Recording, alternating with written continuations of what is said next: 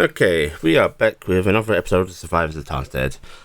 We are unfortunately lacking Corvus this week, as Marcus is, I don't know, off digging for gold or something. I'm really not sure what He's licking rocks. a mineralogist does. He licks rocks. Like rocks. Hopefully not in a haunted mine, but those do exist, so But the R.I.P. Mines are actually one of the most haunted places you can be in the world. Yeah. Most miners die there. yeah. It would also be great training though. For Don't go mining into the support pillar, Marcus, is my advice. Yeah, just because that's where the gold still is, stop doing that. God. Also, Bigfoot isn't real. We Yes. watched a documentary. It's not real. Stop No, it it. actually was quite small feet. Also, ancient people were able to use mathematics. This is how they built things. It's not Yes. aliens. Yes. This is basically how you and Sam are going to tell you things that might be real and might not be real. Surprisingly enough, ancient people, they did the maths. They were smart. Don't downplay them. But how are they not let off? We're not going down the rabbit hole. Okay, we will start in our usual manner of introduction. First up, we have Blackheart as Carrick Marsk. Kronos as Argithal. Adden as Tilde. Semi as Gifton Greysteel. Tobias as Cassiopeia Steel Shot. and me, Ali, as your friendly DM. Who would like to give the recap? I will give the recap. Okay, But I want to know who doesn't have an inspiration. I don't. All right, this is your inspiration. All right.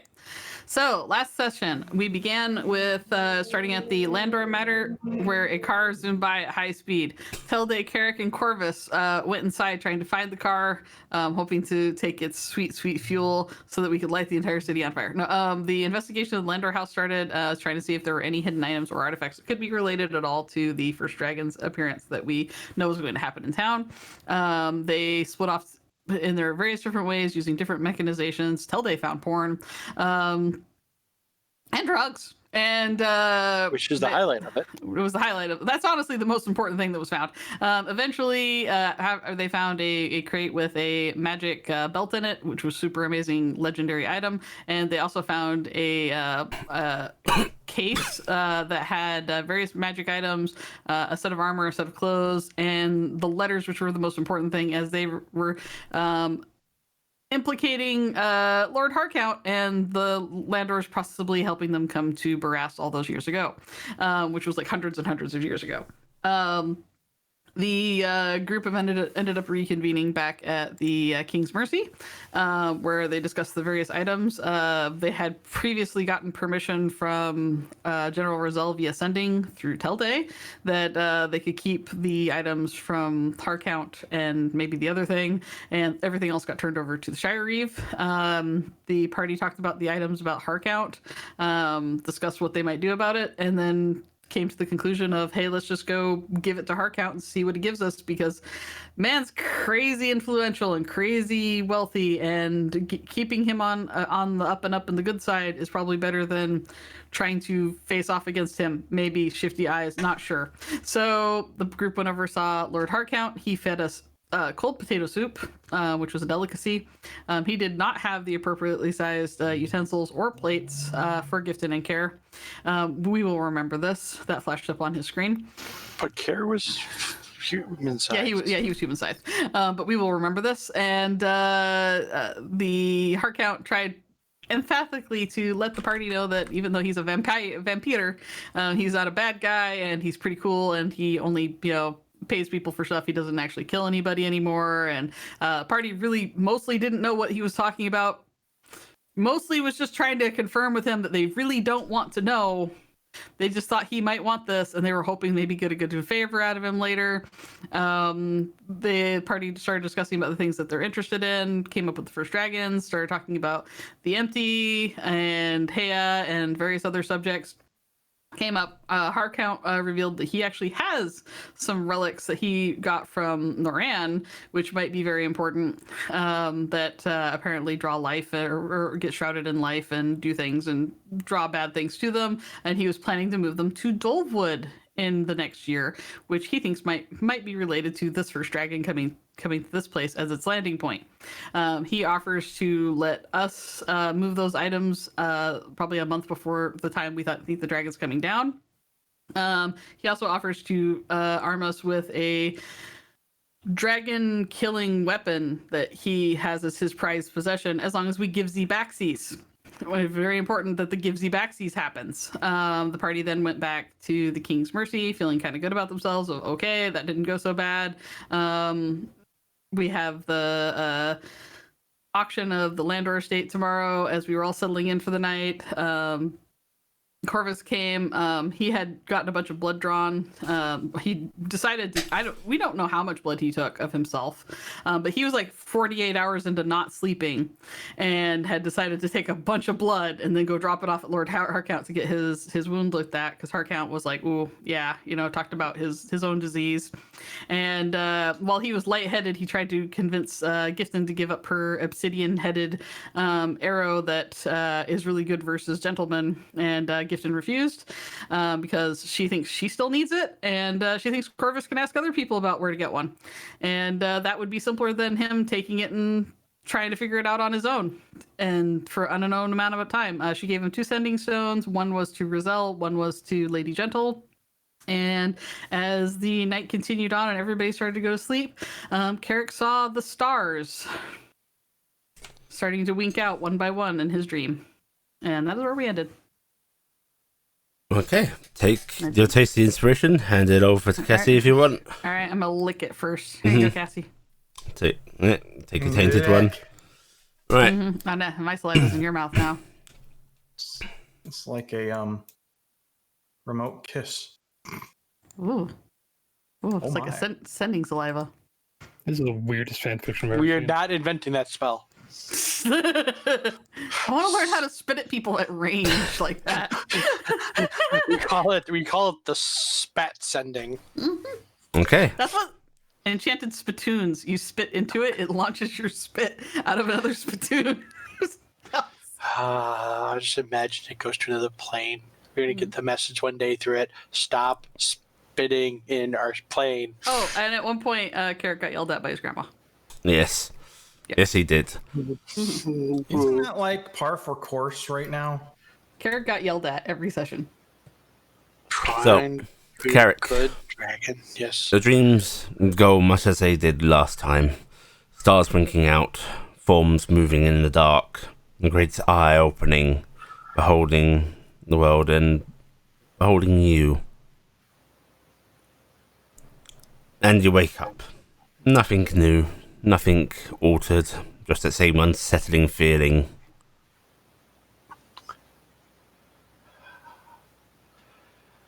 What time of the day is it? It Coming up feels on dawn, or it feels still? pretty early. If you were to guess with your great timekeeping abilities, it's probably around the realm of 6 to 7 a.m.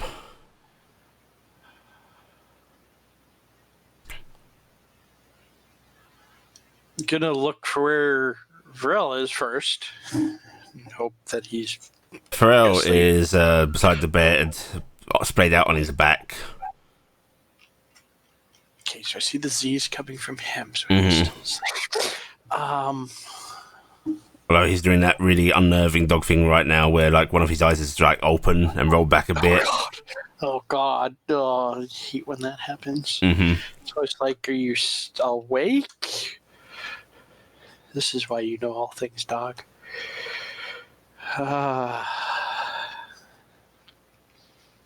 Is there a mirror in this room? Yes. Can I see it from where I am? Sort of. You've not got a particularly good angle on it. Oh, I know I can extract myself from the bed without waking. Yeah, you could probably do it just by getting up normally. Exactly. I'm gonna go look at the mirror. Look myself in the mirror. Okay, you famed dragon. There is your form, very handsome. Yep, You'd go out with that. That's pretty nice there. You look even better with your pants off. Mm-hmm. The things you're not supposed to hear from the brownie in the next room over. Hey, I can tell Kara whatever Yeah, I want. that muffles. Yes, Yeah, I I do. I said the things you don't want to hear from the next room over still. Since I still get, oh God. You then hear, make it spin. Why do I like to imagine that's actually, for some reason, squiggles, and they're just spinning squiggle? Whatever you gotta imagine to help yourself sleep at night. Everything else is no carved signs, no. You don't notice anything untoward about yourself or your surroundings.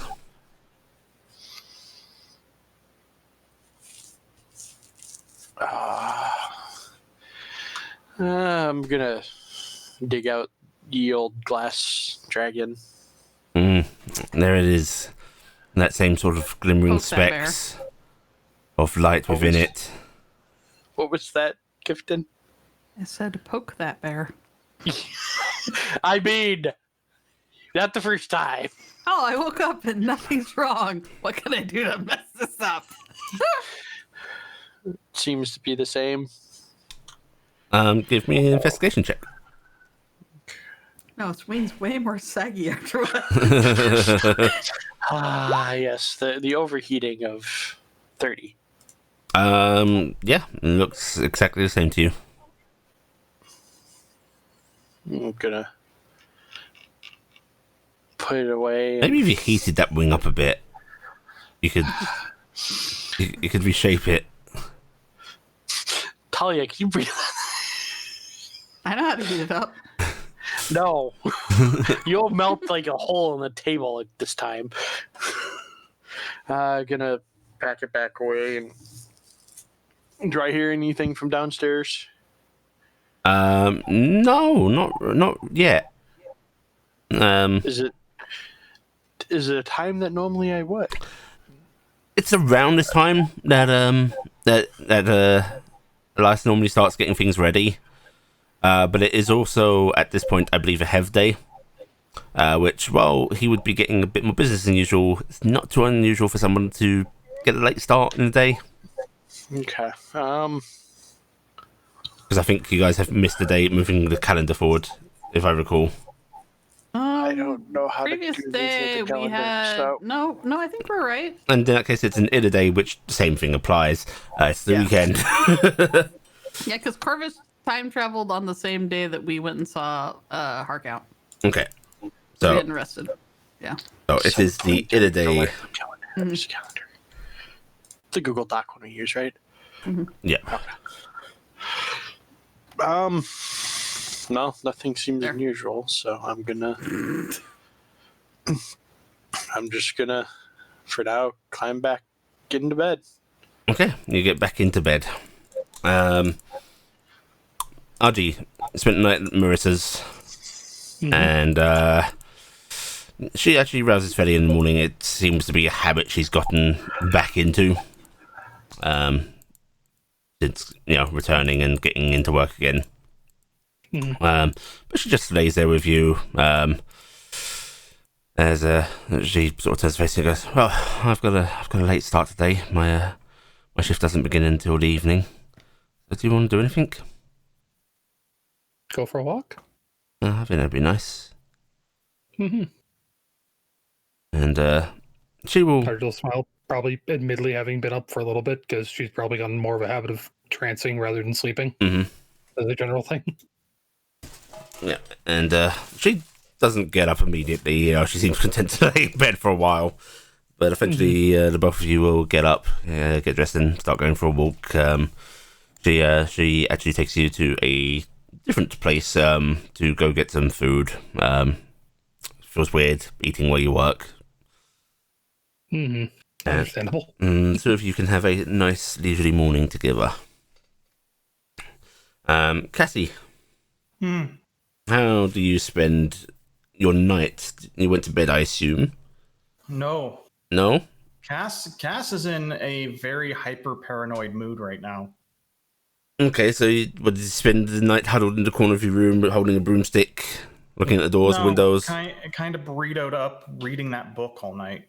Okay. And having thoughts scream through her head about other things. That might not help your frame of mind because the flickering candlelight by which you are trying to read does not go too well with the small text of this book and the eerie nature of it. And through sleepiness, flickering candlelight, you probably end up just more paranoid by morning. Mm-hmm.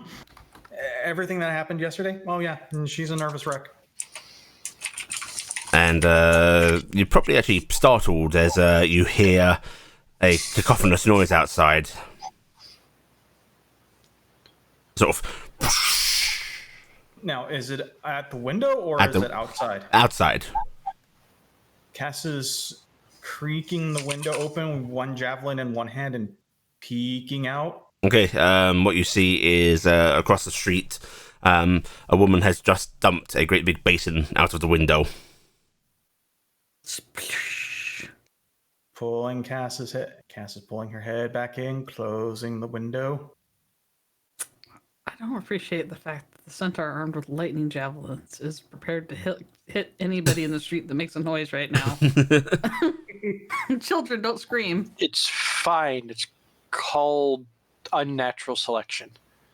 It's hard imitating life, I assume. Mm-hmm. Okay, well, Cass, how far did you get through the book? You've probably gotten... What's your in score? Yeah. 10. 10. In that case, this is very heavy reading, Cass. This is Tolkien levels of superfluous description. So it's all fluff and some substance. Yes, this is a very wordy writer who'd had very little to write about and really wanted to pad it. Unlike Tolkien, who had a lot to write about and still decided to pad it. Okay. Well, Cass is actually, once she realizes it's morning, she's going to stop with the book. Mm-hmm. She's going to stuff it away because it has to go back to Lady Gentle today. Good luck with that. Mm-hmm. Yeah. With Corvus being out unconscious, not my fault, not my problem. And, yeah. But she is going to pull out that sheave of names. What names? The airship that went down. Mm-hmm. Oh. And she's going to be rereading that. Okay. And she's going to wait until she starts hearing Gifton moving. That's a very tiny sound. That's okay. Yeah, little sound. All right. Corvus is indeed passed out. He probably actually just passed out in the chair, didn't even think to go to bed. He was like, I can do some more work. And then the lack of sleep finally catching up with him. A little bit of blood going down his wrist because, he might not have wrapped himself quite right before he went to bed. Telday. It's been a lovely night in the hallway. The moonlight was just perfect. Yep. Also, something I wanted to note for you, as I take the Senefar's long resting rules as being applicable to sleep, what we've been in the section that explicitly describes sleep. You don't actually have to sentries rest if you want. As long as you're not trying to regen some resources, you can go about doing stuff. You don't need to sleep. Just thought I'd bring that up. Yeah, I'll probably spend some time writing down some more of the things that I've learned about various other Warforged from those conversations if I haven't finished writing that all down yet. Okay, yep, you can do that. But mostly I will be somewhat sentry. Yeah. You basically just spend some of your night. Thankfully, your own arm makes a very good sort of prop up for to write on. So sturdy. Yeah. Yes, you're able to do that. And Gifton. Yep. You are awoken by rather tickling kisses from Care on your shoulder. As for once, he seems to be sort of getting up before you. Oh. And it's like, what are you doing? I was thinking that maybe I go downstairs. All right. And I get us some food. I'm liking where this is going. And I come back up and we spend a nice stay in bed, Okay. and we see where that goes. Okay. That sounds good to me. And he sort of moves over, give you another proper kiss this time before he gets up and seems starting to get ready. And he seems to be putting on a bit of a show of it, as he does. As he does. Yep. You know, he knows he's a handsome boy. Yeah. You do see Dingus poking his head up from where he's resting beside Daz, all that sort of tired, blinking. Why don't you make sure Kara gets a really good breakfast for all of us? Yeah. Dick's ruin it for everybody by getting up early. And Dingus does not look fully cognizant right now. But he starts to get up, stretches out, and promptly walks off of the table without thinking. Yeah, there's a thump. Dingus has returned to And proper Dingus. Before he flaps up. You okay? Beep, beep, beep. And Kerr will smile at you as he gives a little wave and heads out of the room. Yeah, Telday. Kitchen door just opened, which Cass you hear across the hall. And he just gives you a little wave as he goes on by. Is he people sized or brownie sized? He has become he's become people sized for this trip. Yes. Good morning. Morning, Telday. Another lovely night in the hall. He hadn't been people-sized. It does not appear that anyone attempted to break into any of your rooms to kill any of you, so yes. That's always good. I'm going downstairs. What do you think? Thank you, but no. Okay. Would you mind not standing near our door when I get back? Yes, I can do that. And he gives you a thumbs up and a knowing nod as he hurries downstairs. Just let me set up this video camera first. I mean... I need to go see the room briefly. One moment. And he heads on downstairs. Tripod. Carrick, you can also hear the sort of movement in the halls, the muffled discussion. I'm going to move to in front of Cassie's door. I'm going to get up and... Now, do I notice other doors opening at this point? Yes. You heard the... Cass is going to poke her head out. No, you poke your head right into Telday, basically. Yes, he's backing up to your door. It's like Good the morning. empty all over again. We're solid. My door being mobile or big. Hello. Let's open that door too. Hi. Where are you this morning? Tired. Would you like to continue sleep? Can't sleep. Adventurers look at me. Is Gifton awake? Yes, but I believe she is not to be disturbed. Okay. Is it something I may be able to assist with? Can you find people?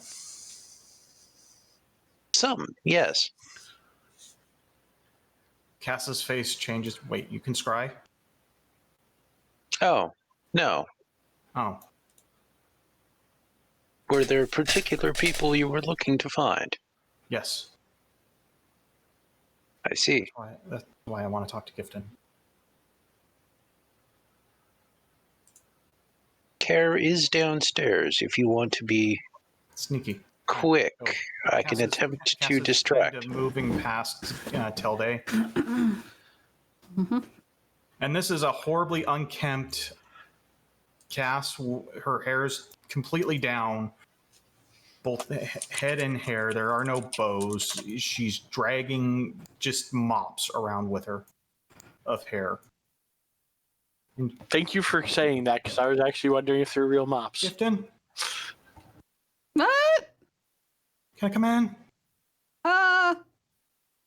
Okay. Cass pokes her head in. Are you decent? No. Okay. Hide under covers.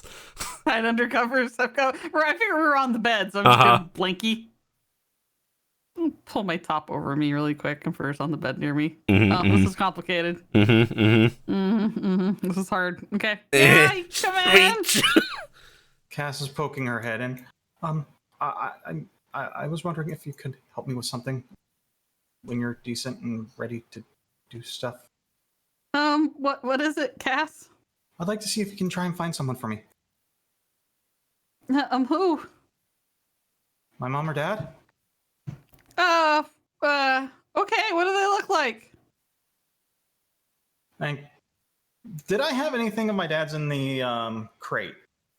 Not your dad. You only found your mom's necklace, and that was it. Yeah, and I gave that to Michael. Yeah.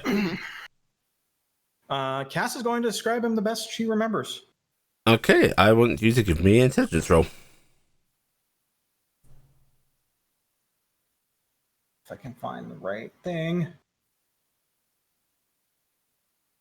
God, why is my character sheet at the bottom of the pile? Just straight intelligence? Just straight intelligence. Ooh. Okay, this sounds like a centaur, Gifton. Okay. Do I have a name? Han Steelshot. Han Solo. Okay. Jabba no Solo. I'm having trouble getting Roll20 to load my pop-out sheet, so let me try not using pop-out. On. Character sheet, load. My character sheet's taking forever to load. I don't know why. Maybe I should reload. I'll reload game. I reload game. Anyway, I will cast Scry. Okay, what is your DC? My DC is 17, I think. Because, yeah. Okay. Yeah, my spell DC is 17, and then whatever you want to impose upon it because of descriptory nonsense. Yeah. Oh yeah, I've read. Yeah, it is. Yeah. So it's 17. All right, so I will take out my hand mirror because I don't care that it's supposed to. I've spent 1,000 gold flat or whatever gold or whatever it is on this mirror, and I've decided it's a dinky little tiny silver mirror, and that's what it is, and it's gemmed and fused and all sorts of fancy, but it's something Gifton can carry. All right, if you give me a second, I need to look up something real quick. I will use a level 5 for this because I'm not doing worse. Can hit scry now. There we go. This will take 10 minutes of my time. Or actually, it'll take once I find them, it takes 10 minutes. But yeah. No, casting time's 10 minutes. So since I must take 10 minutes to start. Mm-hmm.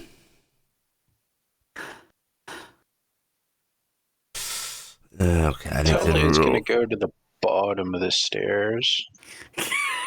Try to intercept care. Right, I possibly had to look at how this works. To preserve the mystery, you're gonna hear a dice roll.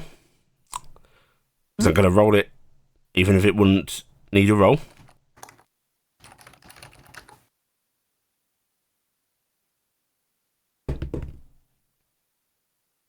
Okay. Dice. Yes. Gifton, when you finish your sort of scrying, the line does not go through. Okay. Whether it was unable to find or was unfortunately resisted as the target does not know it needs to accept. Mm-hmm. You're not sure. I'm not having any luck with what you told me on that one, Cass. Your mom? I don't have anything of hers. I gave it to Michael. Do you want to describe her to me?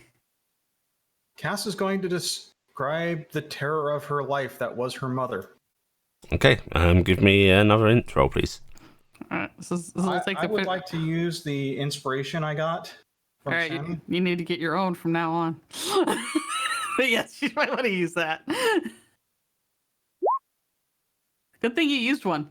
Yeah. Okay. Apparently my dice are on a. Apparently, your mom was just angry eyes. Just angry eyes. That's what you were going to describe her. You get a description. Like, you might be able to pick the centaur out of a crowd, but it's still hard to picture it. But you have a description. All right, and I cast another scry. Okay. This is 20 minutes in now. Yeah, 20 minutes in. Telday, you said you were heading downstairs? Yes. Right. You head on downstairs. Carrick, were you getting up to leave your room? I was getting up to peer out of the door and see what was going on. So I'm guessing I got that about the time that. Yes. Okay, Not much. Telday seems to be going on downstairs, and there's some little muffled discussion coming from Gifton's room. Sounds like Cass. I'm going to make this roll, and I'm going to see if I smell the smells of food. You cooking. do smell the smells of food. Okay. I was just say I can make a roll, and I'm guessing I get advantage. I'm gonna go down. Or your passive might be good enough to catch the smell of food. That too. Yeah.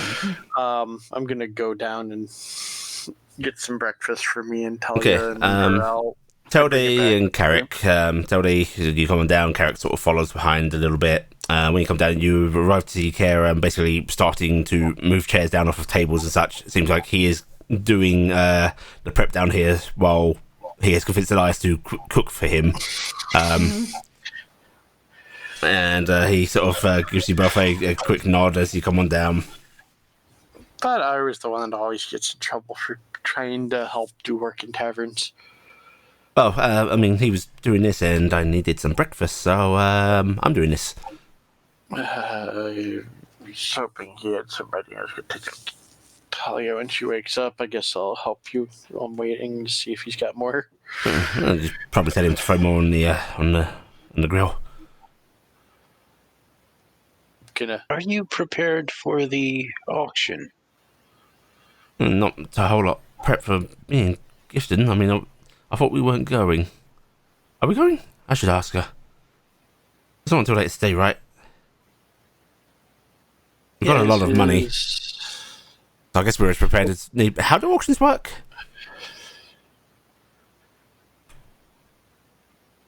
Was there ever an auction in Tarnstead? Not really. I'll just do this because I might have heard. Nope, no idea. I've never been to one. I'm not sure. Then I guess we're as prepared as we can be. Yep, I'm gonna kind of go over to the edge. Elias, Yeah. can you throw some more on there while I help get the room ready? Yeah. Thank you. I'm gonna go and start. He just said more, not specific. Yeah. He's just at this point, at this point, he is basically just going, "Fuck it, I'm cooking for all of them." I mean, I'll be completely honest. At the point that we've been around him, I'm pretty sure I know what breakfast usually consists of here. Not really that great of food when he's cooking it. I'll tell you that. Elias is not a good cook, as I recall. Mm-hmm. Yeah, but we've had worse. Mm-hmm. I rolled that one. And it's also been it's been a bit of time, so maybe he's improved. Yeah. Yeah, and he's had help, so, you know. Yeah. Mm. Yes, what you don't know is all of this is now pre-prepped, everything's sliced already. Yeah. He's literally putting it on the stove for a couple minutes to just flip it around. It's already been pre-seasoned and everything. That's fine. I mean, it makes it better. I wouldn't be surprised, quite frankly. The really weird thing is that he's got these little packets for when he makes eggs that he's been trained to open and pour over the eggs. Where's he cooks them? Oh dear. Seasoning packets. Do that for potatoes. Mm-hmm. Right. We are literally destroying the King's Mercy when we take Marissa away. Is what the crux of this is. Okay. About 5 minutes into your scrying attempt, Gifton, the door opens again, and Kez comes in holding a plate. And Telday was trying to stop him from going up. Wait, we're going to do that? What's it, Telday? Yeah, if Care is in any way attempting to leave, I am going to attempt to engage him in conversation and distraction. Okay, so he starts to head towards the stairs holding a tray. What's your attempt? Care, I was meaning to ask you about your metalworking. I've heard that you are quite skilled. Yeah. I mean, my dad taught me most of the stuff I know, so I like to think I am. Have you any experience working on instruments? No, but I'm sure I could figure it out. We brownies, we got a sort of a knack for working on most things we don't understand. I was wondering if you may be able to help me with production of various instruments. Production's different, but yeah, I mean, we can go over that later if you want. Well, if you had wood experience, that would certainly make it easier, but I know that you are mostly metal-oriented, correct? And Do you have any he's doing that experience thing. working with wood? You know when someone's trying to disengage from a conversation, so they're just sort of moving gradually towards it, but like that, like, okay, I still need to wait for this to end. Is that where the name came from? Disengage? No. They worked with metal. That's like Carrick actually just said that because I had to say Yeah, my family's been the Smiths for what was the Smiths for the community for longer than I've known. Is that how they do last names? It's interesting. Fascinating. That's how we. Carrick's just That's how we did last names. okay. I'm going to attempt to keep doing really ridiculous tangents off of whatever the hell is being discussed. I helped Trying to without keep actually an eye up the stairs to see essentially- if I see any sign of Cassie. Give me a persuasion roll, Tilde. I want to Okay. want to see how much of Ker's politeness you can draw out.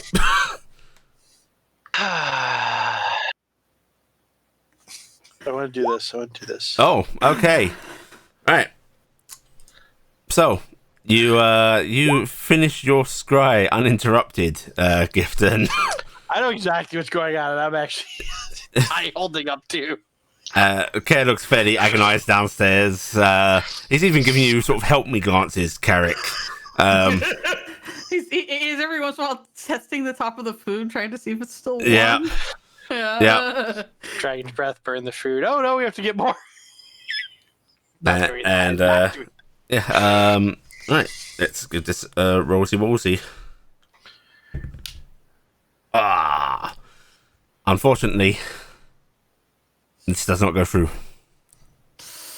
But again, this is not necessarily to mean that there's no target. Just I have a question. Mhm. I have wheel and woe dice. you do. And I can use them to lower or increase a roll. I would like to lower the roll. May I try to do that? Yes. Can you go ahead and post that ability for me? Yeah, my wheel and woe. Let me find. Because I don't. I need to check to see if it is something I have to see. Because I don't know if that is. But I'm trying to stop. But it's versus saves and stuff like that. Where is that on here? That divine guidance. Yeah. Okay. Saving throw. No, it's one you can see. So yeah, I can use it. No, unfortunately not. Damn. You could use it if you succeeded to lower to increase their roll so that you could fail it. Yeah. Well, I can add to or take away. So I was gonna try and lower their roll versus the save. Yeah, but that won't work. I just kind of shake my head at Cassie. No luck. Either they're resisting me, or I can't find them, or the description's just not right. I'm not sure. I just don't have I don't have enough of a connection to be sure. I'm sorry, Cassie. Quick, go punch Michael and take the necklace back. Get her off. Do you want me to? Okay. Right, I could try again tomorrow. Oh. The moment Talde sees Cass in the hallway, he'll just go, "Oh, good morning, Cassiopeia." Morning, Cass, and Kerr is like hurrying upstairs. And he tries to compose himself where he re-enters the room, and then he does that sort of doorway lean, holding the tray, eyebrow waggle at Gifton. looking over at him holding up a silver mirror, like looking really like confused. I have my top on at this point. And he looks a little confused as well. You getting ready to get up? No. And he sort of kicks it. Cassie was just in here. What? Why? She just had me scry on a bunch of people. Oh, well, enough of that. And he pushes the door closed with his foot and comes over with the tray, which pancakes, little griddle cakes. He's got eggs on toast there. Looks like a couple of cups of tea. Yeah, which he will then start dishing out in smaller portions. Yes, and then we will have a nice little breakfast. And Dingus and Dazzle will eat too. Yeah. Dingus has cold scotched egg. And I'm sure he has tried to commandeer some of the syrup from the pancakes. He was given his own little platter of syrup, which he is basically dipping the Scotch egg into. Oh, God. It actually makes me upset. Me as well. At least he wasn't doing what I was worried, which was rolling in the syrup. And he is in fact savory is so much better than sweet. Don't do this. And he's in fact feeding it to Dazzle before himself. Aww. And sort of bobbing his head happily when she eats. How many times has he been stabbed?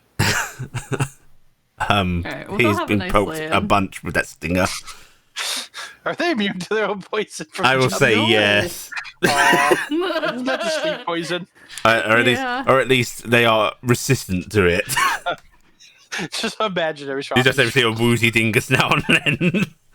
And it's like, was he awake all night, or did he be stabbed this time? We don't know. He's resistant to magic abilities, but he's not resistant to poison, unfortunately. So the stabbing does happen, but usually he's in range of me. He gets a bonus to his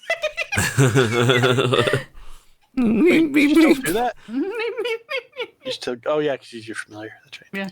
Yeah. No, I have a buff that I give everybody. Blackheart. Oh. Remember when you're close to me? No, I still have that. We haven't swapped over yet, right? Oh yeah, that's right. And I put it on that. What we Cass? Yes. You skitter out of Gifton's room. You see Care trying to go in all suave before the door's closed. What are you doing? Cass is bedraggled, raggled, completely out of her mind. I'm disappointed. But she knows something that Tilde can do. I have to roll. Just spell slots. Uh-huh.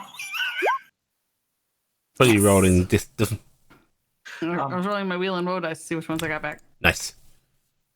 Tilde? Tilde?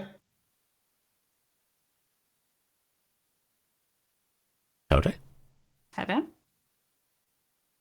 Pokes Tilde. Assistant? Bueller. Head in. Bueller. Okay. I thought I was... Unmuted. Okay, is it working now? Yes. Yep. Yep. Weird, because I didn't actually successfully hit anything between when I first tried talking. Yes. You're able to send messages to people? I must be familiar with the person. Oh. Okay. Who was it you wished to send a message to? Even though he's supposed to be dead, I have this weird feeling that something's not right, and I wanted to try and send a message to my father. I see. But if you have to be familiar with him, then unfortunately we can't do it. I can attempt something. Please tell me everything you can about your father. Everything? Everything. The more familiar I am, the more likely I will be able to be successful. Okay. Cass is going to lay out everything she knows about her father. Including the fact that Michael loves him. oh god, that's going to be a bounce. But yeah, she's going to describe him. She's going to say what he did in the company, how he acted. Okay. It's like this is going to take a while. This is going to take a little bit of time because Cass is taking everything very literally at the moment.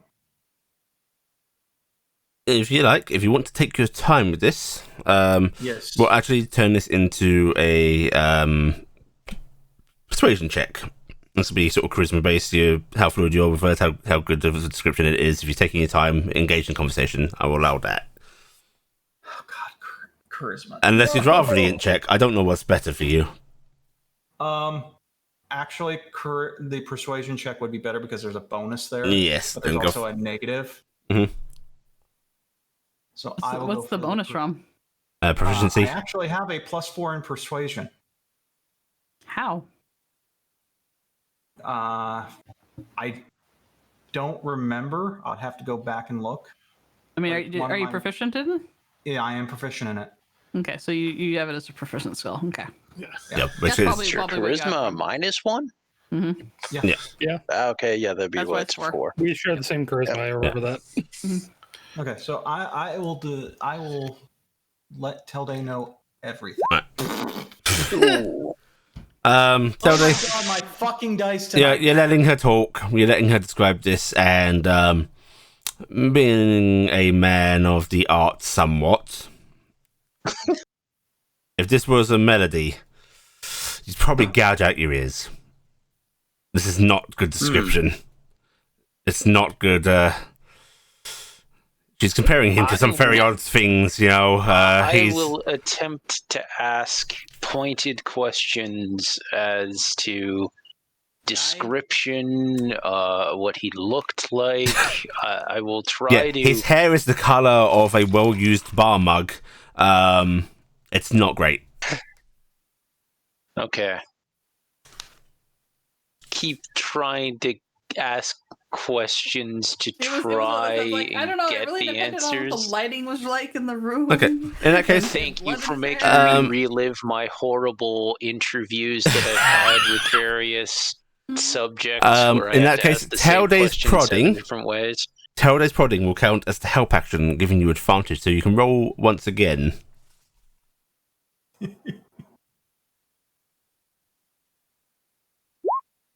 Okay, better. Ooh. With your prodding, subtle hints for clarification, you sort of build a decent image in your mind.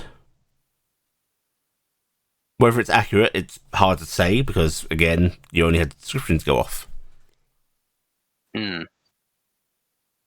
But she's at least let you build a character in your mind. I am going to try and picture this person as best as I can in my mind and attempt to keep that picture in my mind. Then I'm going to look at Cass and go, what message do you wish to send? And Cass almost straight out, if you're alive, you can reply.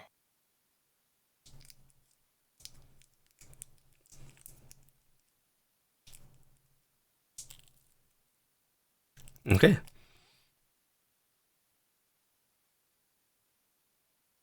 Telday, being wiser than this, will clearly add, "Where are you? Your daughter misses you." Meanwhile, upstairs, Kez laying on thick, telling you how beautiful you are, what a wonderful mother you're going to be, how you are glowing defiantly, all this sort of, is wooing. All right, wait 1 second. I need to do something. Put the wings out.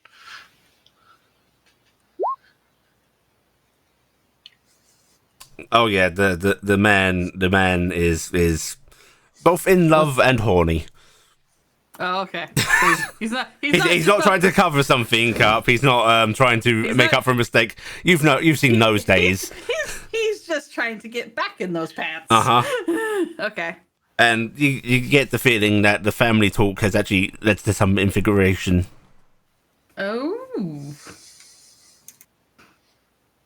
He is in that, I'm a father mood. I'm the daddy, right? Yeah. I'm the daddy, and I have a beautiful pregnant wife, and we're gonna have kids, and I'm gonna be awesome, and she's awesome. We're amazing, and I'm happy. Just wait until he gets his dad bod.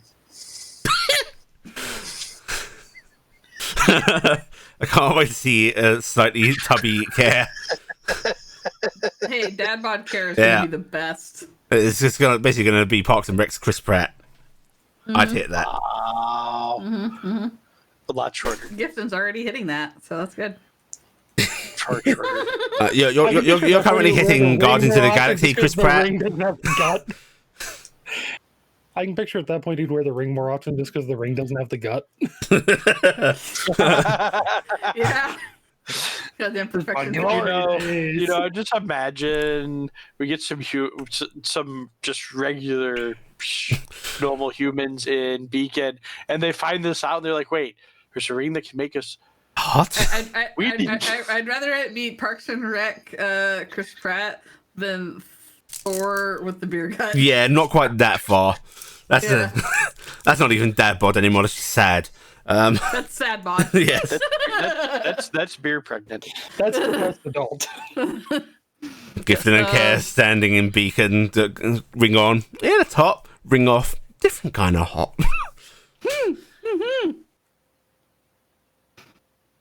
Yep. No, What's your message, Telday? Spend time with them. I'm still sure and continue about his daughter because you see. Please try. Where are you? Very nice. Okay. Right. So you picture this. Telday, eloquent as hell. Picture this in your mind, Telday. I am going to want a intelligence check from you. Okay.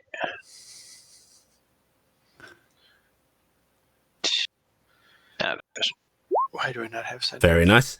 Right, so Telday, you are sure you are picturing this as vividly as possible, as if it was any other real person you could actually recall.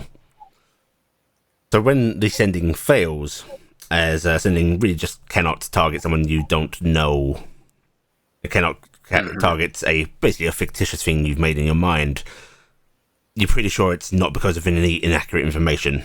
The spell has failed either because the person isn't alive, or perhaps because it's just incapable of doing this. You feel it fizzle out. Unfortunately, still consuming your spell slot. I assumed as much.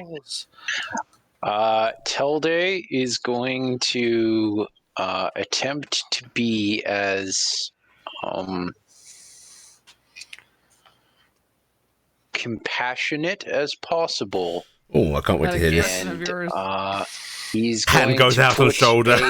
Yes, Yeah, exactly.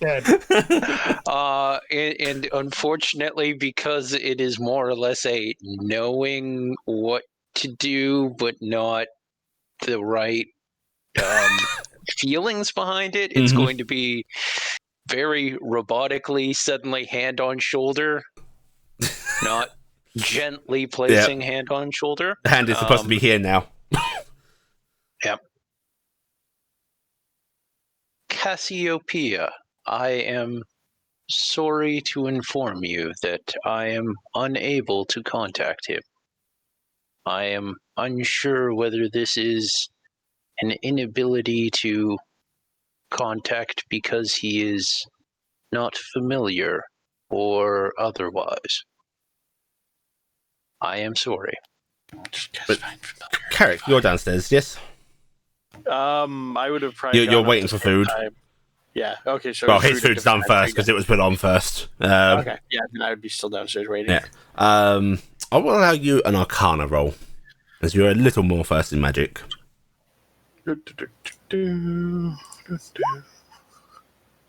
Wow, I rolled that one, so only 16. That's still, I mean, that one doesn't matter for a skill check. Yeah, I know. It's only what the final result is. You can't do ascending based on a description like that. You at least need to see a picture. There needs to be an actual established, real person. Connection and Yeah. memory. Because no matter how good a description is, you're not going to picture it as is, and that will cause it to fail. Unfortunately, without a picture or something, it won't work with that description. Okay. Thank you, Tilde. I am sorry. No, it's not your fault. It's my failing. And Cass is going to go back upstairs. Would Is you there any? like a hug?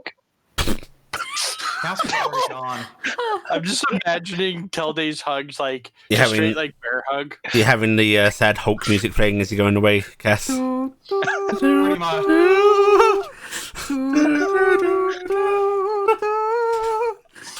I'm pretty sure these hug is the very like almost animatronics of the arms go around, and then this one I'm going Pat. I just had a really brilliant scheme, but unfortunately I'm bedridden for a while. Is it to have people walk is down that what beaches, we're calling sadly? Up beaches. Ah. Up in. I was just thinking we have an inn that would be able to nail down for us very quickly in the know if your parents are alive or dead. Michael. Yamiel. Oh, That's yeah. Yeah. Angel of Death. More. They probably keep those. They probably can find that stuff out. Yeah, I bet you they could say if anybody's Oh, reaped, God.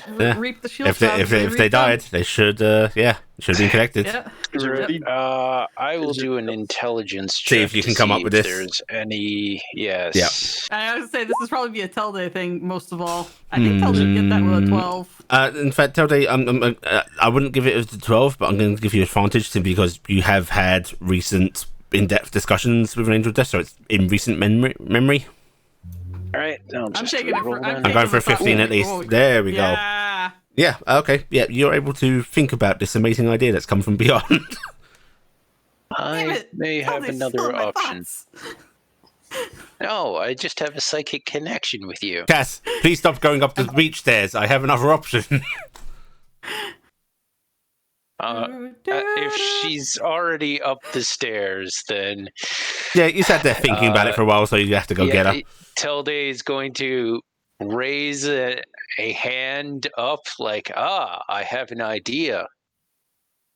And actually say that in a very stilted manner. Which you hear as you go by with your I food have carrot, an finally idea. having collected it. I'm going to say hold off very on it awkward for a moment. little bit. I just got a message that my uncle's been trying to call and the Yeah, phone's not ringing. That's okay. You head upstairs and spend time with wife. Right, so you declare this. You see Carrot give you a look as he goes up the stairs with the food. We'll go up the stairs after him and then knock on Cassie's door. The mumbling from Cassie's room is, why am I a failure? Why can't I do anything? Why am I a failure? I'm going to open the door if I can. You can then get on the floor. And do the dinosaur? I So didn't know Tilde that bursts into your room, screeches like a velociraptor. I will just punch and make awkward, very wide steps. Tilde punches a hole in the door. Here's Tilde. Thanks. What's this weird crouch walk that he's doing? Thanks, Arkham Games. So good. Cassie, I have another idea that may work. Cass stops, turns around, and looks him dead in the eye. Did you just call me Cass? It appears so, yes. Wow, familiarity. Oh. Emotional Next, I'm going to support start golem using is there for you. contractions. Oh, wait, I've already been doing that. Cass is kind of looking at him like, giving him that look of, who are you and how did you replace Tilde? Yes, it's actually kind of an emotional moment. You're already in a bad state, and this is the closest Tilde's come to being friendly. You might want to hug that. What? Okay. It is possible that an angel of death may be able to confirm whether people are alive. Can they? Are they allowed? The angels we have interacted with have been loose on the interpretation of what they are allowed to do. Oh, that's true, but I don't know if they want to interact with us right now. There's kind of a tiny terror who's threatened them. I mean, I literally summoned Zakiel in front of you, not just Theo. I Zakiel seems think to have no care for her life. She got attacked by a unicorn. She seems to care about her life. she did get threatened by a god, though. Cass She does did have seem point. scared. But you She did also heard Haya say without invitation. Yes, so Yes, I bet but you they would love to have an excuse. Whether to come the by. angel will take that as a thing of stay away or not. it is possible that we may be able to entice them, at least through open invitation. He pulls out a knife. Angel of death. Here you come. Oh, I have not killed enough people yet. I shall keep trying, Cassie. It's weird if I That's just keep why hunkering down. Doleford was empty a year from now. The summoning. Cass's It eyes begins. It's just him walking through town. I am sorry for this. Stab. Is he here yet? No. I am sorry for this. Stab. There's all these souls that can't pass on because all the angels of death don't come to town because they haven't been. Oh, I've made a mistake. I should have started coming at like the a Temple ghost of town. Amor. That makes most sense. Fatherstone, I need your assistance. Father Stone. I am sorry. Stab. Is he here yet? No. This may be a blessing to you. It will allow you an audience with your god. Maybe. Cass is going, but would he even show up? I mean, Hea kind of. There's a place. There's a place we can go. There's a place we can go. All right. Let us go. And Cass is grabbing stuff and heading out the door. Okay. We need to go to the Amor Temple. We need to go to the Amor Temple. It would be safe for him there. Just nod. Let her go first. All right, so the both of you head on out towards the Immortal Temple, which with RG, you're out for a walk in the city, and just for the sake of getting some interaction going, you are walking within that area because there's some nice street vendors along here, and you're able to. You and Marissa are accosted by a little flower girl who recognizes members of this group, and is Oh no! is he doing the thing? Why did you make all those weeds appear in our garden? You're terrible. There people. are a lot of very big, maybe weedish flowers in her selection right now, A lot of wildflowers, you're saying. and A lot of dandelions. yeah, and she just comes up and goes, flowers, missus? Sure. And Margie's going to pull it to gold and go, how much can I get for this? All of them, miss. I'll tell you what. And she's going to pull it 10 more gold, hand it to her, and say, just give me the basket. Okay, she will gleefully hand over the basket to you and basically just go running off the street, having once again accosted adventurers. She now knows what to do. I know how to The get same rid of all the ones, flowers. too. Yep. Yeah. And Marissa- Marissa's just shaking her head. Marissa's just smiling a bit, going, "That's very, very sweet of you." I mean, part of it is I know who did it, and I'm going to give him the gift later. Okay, maybe not so sweet of you, she says with a grin and sort of wraps her arms around you. Oh, you gotta hurt me like this. And as you're sort of walking down the main street, you hear the familiar sound of, because Cass, I assume you're hurrying a bit, Yes. of both, To be fair, it's not like she's quiet anyway. yeah, of hoof and metal boots hurrying down the street behind you. And even Marissa sort of turns and, it's Cass and Telday. You're in a hurry. Oh, apparently, I wonder what they're doing. Yeah, and Cass is not kempt. In fact, Cass is Cass, what do you wear to bed? Do you wear a nightshirt? Are you decent in these oldie times? She you is very naked? decent. She never got changed last night. Okay, so you're still in yesterday's clothes. Yes. It looks like you're still in yesterday's clothes. Teldate naked as always. Shameful. Yeah. I mean, not that Shameful like and that. pride is that I am ashamed in any way. I'm quite proud. Yes. Okay. Boasting and showing off as Exactly usual. as my makers made me. Oh god, I'm sorry. I just had the horrifying image of Warforged being getting into that whole codpiece trend. Ugh. Okay. I mean, it makes you feel better. I got in my mind a mental image of anatomically correct Warforged, so we're not far off. Yeah. Ugh. What do you mean? They're already there. That's a little port you can open up. Do you remember Until this starts to trip.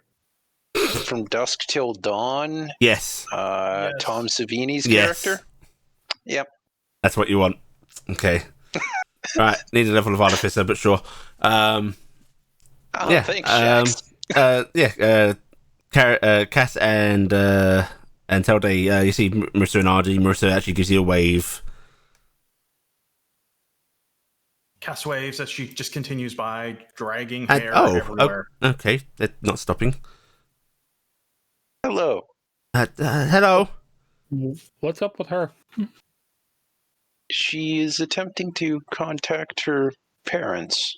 We may have found a way of confirming whether or not they are alive. Was going to ask. I thought we found out they were dead, but this seems more interesting. What do you say? Wants to follow along and see what happens? She's gonna look at Marissa. Marissa just shrugs a bit. Sure.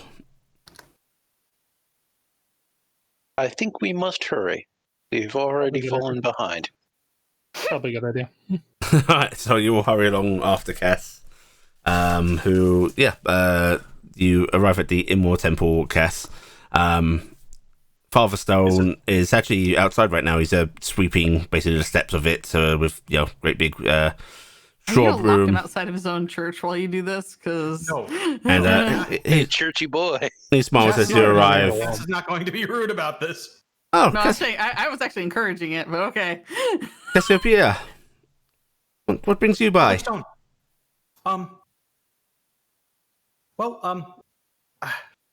It's a long story, and I don't know if it can be helped, but I would like to permission to enter your temple and possibly ask an angel to see if they would be willing to come by. Well, you don't need my permission to do that. Many try to petition angels. Please. And he just sort of waves you on in. Someone coming in and praying for an angel was not an unusual occurrence. But we might actually get one though. So Father Stone, you don't want to be in here. To be fair, I don't think most of them have as good odds for it to happen. And as Cass sort of runs on in, the rest of you sort of arrive a bit behind, and he smiles and goes, friend just entered. Perhaps praying to... Oh, Puriel would be a good one to pray to. I am unfamiliar with that one. Oh, a Immorian angel that's entwined within the town's history and passed on a blessing. And he sort of gives us a fond smile. Different direction. Please, do you want to join her? Sure. How Please. about make sure you're not undisturbed? Favor from friends. I wasn't really open yet, anyway, but We appreciate it. and he smiles and do call me when you're done with your prayers. Unless you wish for me Thank to lead you. them.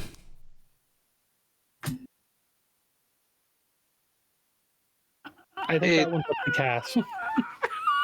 It would be appreciated, but we will have to decline.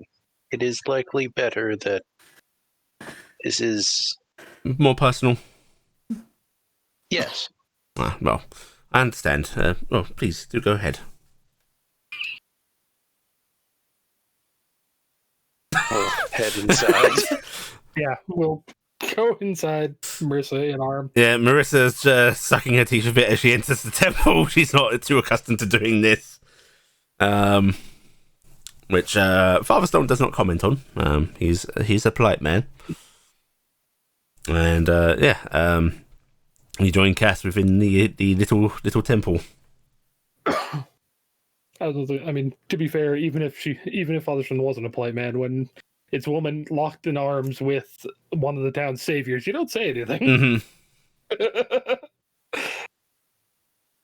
So you're all within the Amorian temple.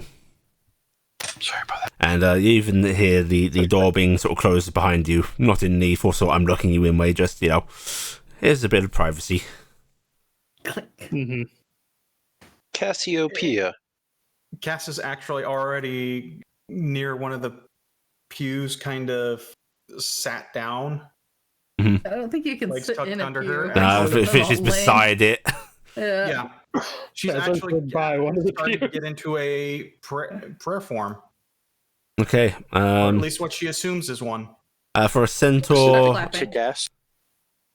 well, it depends on who you're praying for. Prayers happen in different ways, but if you're trying to prostrate yourself before an Emorian angel, it is you don't actually kneel for these. You just sort of bow your head, your torso, and cross your arms across your chest. And that's what Cass will do, and she will start praying internally to Sakiel. Sakiel? Or is it Yamiel? No, it's Yamiel. Yamiel. Yeah, it's Yamiel. That would be the best That's gonna be a place to very confused an angel. I'm getting some Yep. mixed signals. Guys, I think they're trying to kill me.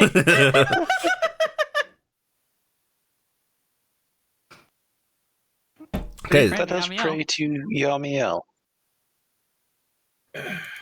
And Cass is just internalizing. Yamiel, I don't know if you can hear this or it's busy, but I have a couple questions I would like to ask you if you have the time. We're currently at Father Stone's the temple that is in his care. Can we have some of your time, please? Are any of the others of you praying? Although Marissa is definitely, when Telday mentions we should pray to Yomiel, Marissa does give you a look at you and goes, I don't have to do that, right? You don't have to now. And she just nods and let's go if you briefly step back to allow you to, if you so wish. Mm-hmm. And both of you praying along with Cass internally out loud. RG will as well to help because it's family stuff and that's kind of her weak point for that sort of thing. You as well, Telday?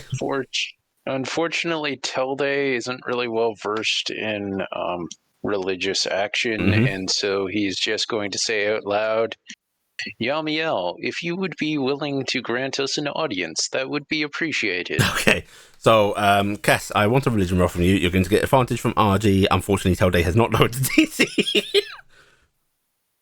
Let's see. It's essentially what worked last time. I mean, but he was right there last time. You weren't trying to reach him in prayer. He was literally following you. Oh no! Oh. Dice are working against me today. Yeah. Jeez. Alright, there is no reply. Nothing happens. I mean, I am the lightning rod of prayer. Are you going to keep at it here? Are you going to... Yeah. Alright, so you're going to keep at... How long are you going to pray for? How convinced is Cass that this is a good course of action? Well, it would garner an answer, so Cass is, in her state of mind, actually convinced this is a good idea. Okay, so how long are you going to pray for? Couple hours. Couple of hours? Okay. Right, in that case, I want you to give me a 2 more checks, please. Are the others sticking around to help? And if so, for how long? Just normal rolls or with advantage? That's why I'm asking this. Stick around at least for now. She probably will at some point actually tell Telday that you're doing it wrong. Oh, it worked before. I mean, to be fair, does RG know how to pray right? Yeah, she would. It's just from that cultural, Yeah. saturation. Yeah. And we've actively been in the church before. And you guys do not. Kitchen's clapping does seem to work. Everybody picks on Gifted about it, but you know, Two of us But, have had it's pretty decent luck with it's actually going to praying, inform Telday of how to do it. Yes, the actual bow your head slightly, cross your arms. Oh, I see. hey Yamiel, Okay. why aren't you here? Okay, Or- right. Last time he was probably in an alleyway watching you. I'm going to give you advantage on the next roll. The ones after that will not if they depart. Okay. I'll stay. Yep, so give me another roll. Okay. You don't feel anything. At this point, RG, things are feeling a little weird. It's been about an hour. Yeah. I'm going to allow you one more roll before RG leaves. So another advantage? Yeah.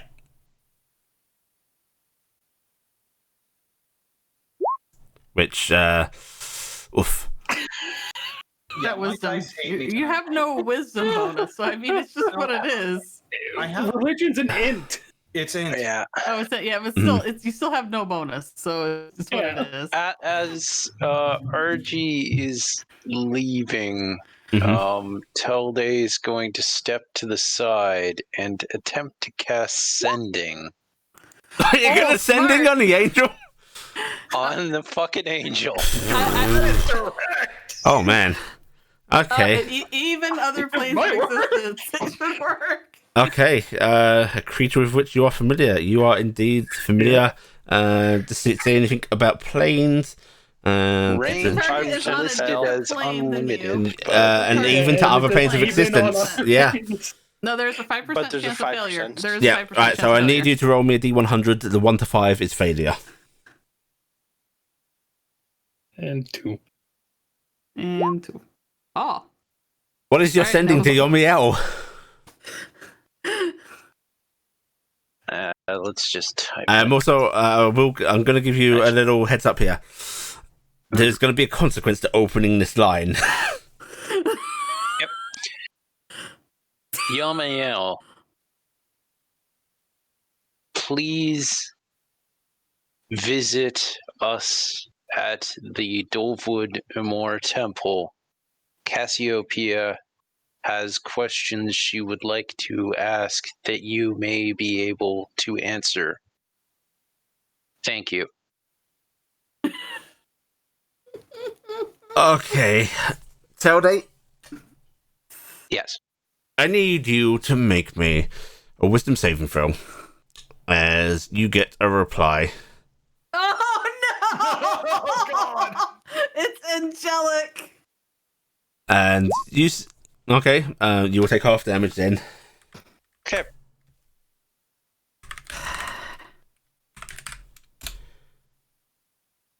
Right, you will take 12 points of radiant damage. Or perhaps psychic damage. I'm not entirely sure how to type it, but Is it because you contacted Yeah. somebody in a heaven? it's because he's being replied to by an angel without any filter.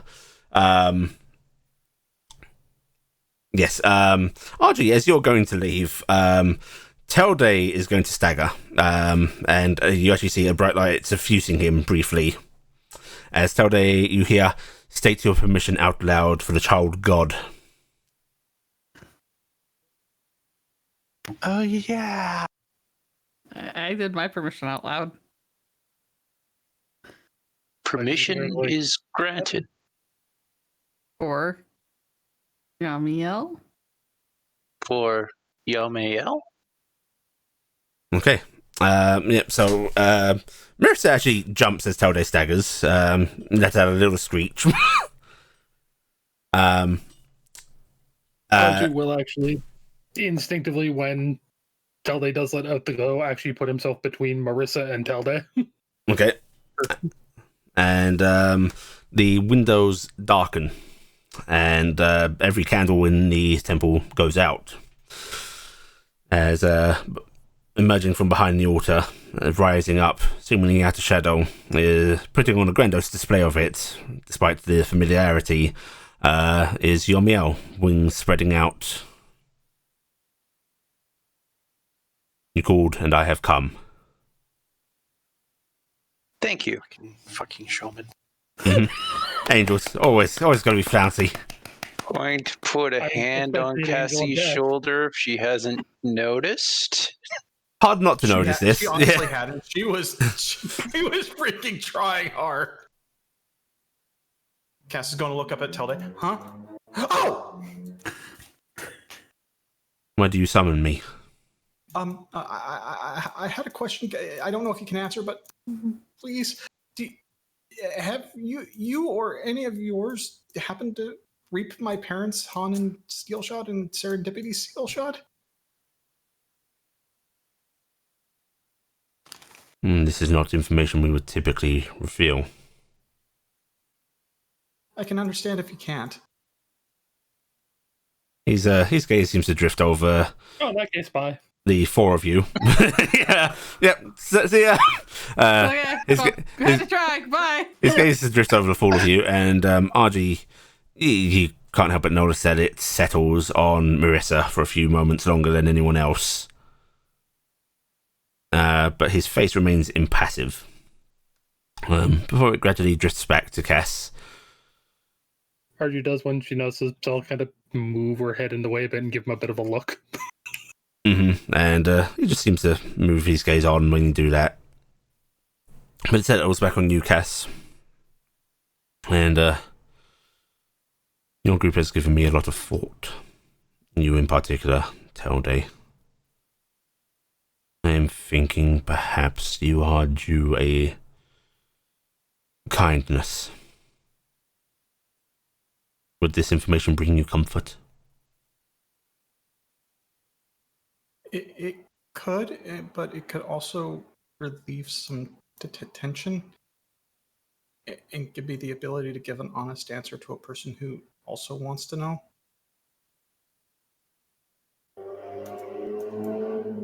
In that case, give me but a moment. I did not reap them personally, but I should be able to contact whoever did.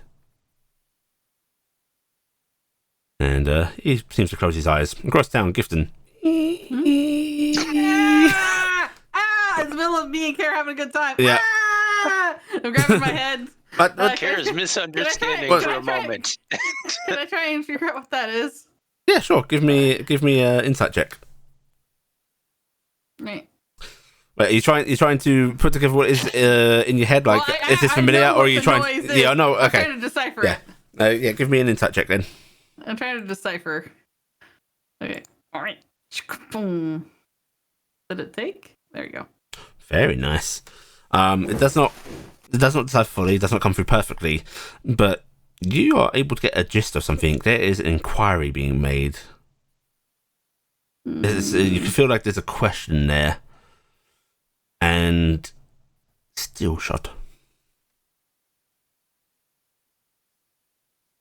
Oh, care.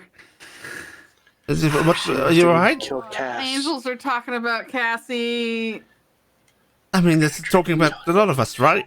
No, this is loud. Oh, and he's going to sort of, hug your head to his chest and pet it. Well, just can you tune him out, or?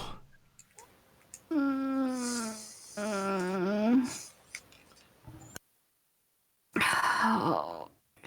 One sec. I'm gonna pray to Ricky really quick. Mm-hmm. Hey Ricky, I know it's daytime, so probably shouldn't pray to Raz while he's in the middle of a meeting, but I just got like the worst headache because somebody's doing something about Cassie or steel shots. Keep an eye out for me and send anything through care if you hear anything. Okay. Love you, brother. Pray at you later. Bye. Okay, then I'm gonna pin Kara back to the bed. Yeah. Yeah. Very easy for you to do in your current state, by the way. Yes, all of the leverage. Yeah. But yes, that is how I've handled that. And after about a minute, it looks like Yomil is just sort of standing there in quiet contemplation, almost praying himself, his hands crossed together, before his eyes drift open, and he looks over at Cass. I can confirm that your mother is within heaven. Your father, however, has not been collected.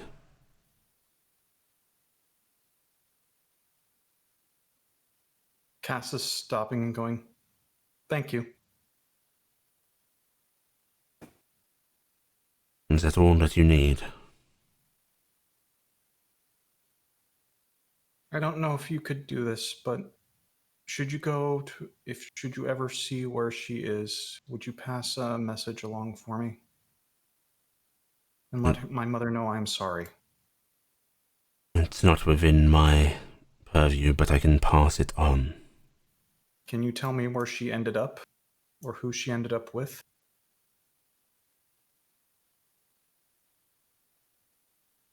I'm afraid that would be breaching a little too far. That's okay. I thank you for your time, Yamiel. I do appreciate it. You're most welcome, although I do admit, when I heard the call, I expected something else. He says, looking at you, Telde. If you wish to have further discussions, I would certainly be happy to continue.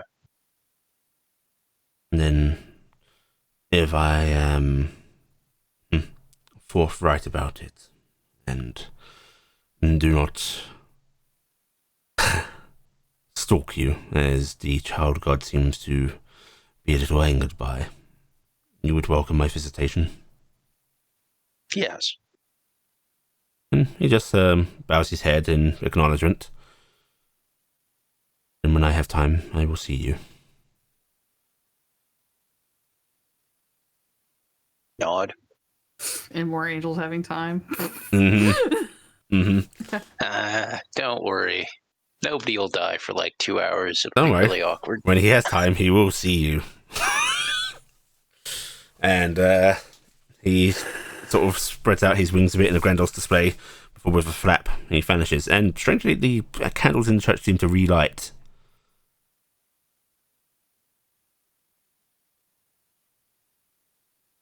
I hope that information helps you. Cass is gathering up her hair and starting to tie it up. And she looks at Telde, and she's actually got tears in her eyes. Yes, it does.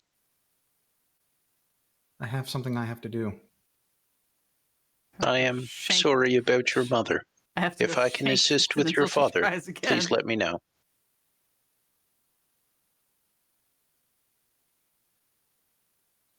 And Cass is standing up. She pats Tilde on the head. Thank you. And Marissa. Wow. Wow. Oh, he's got a horn. Be careful with how you pat that. Stab your hand. And Marissa and RG already left. No, they were leaving when that went down. So I think but we were standing at the door at that point. yeah.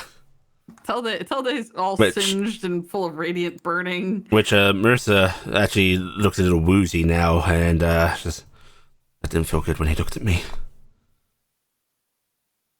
Yeah, they've got high and mighty views. That's what it is. Oh, I feel sick. Can we go? Yeah. I'm sorry. glad to hear about your father, Cass. Sorry for your mother. Mm-hmm.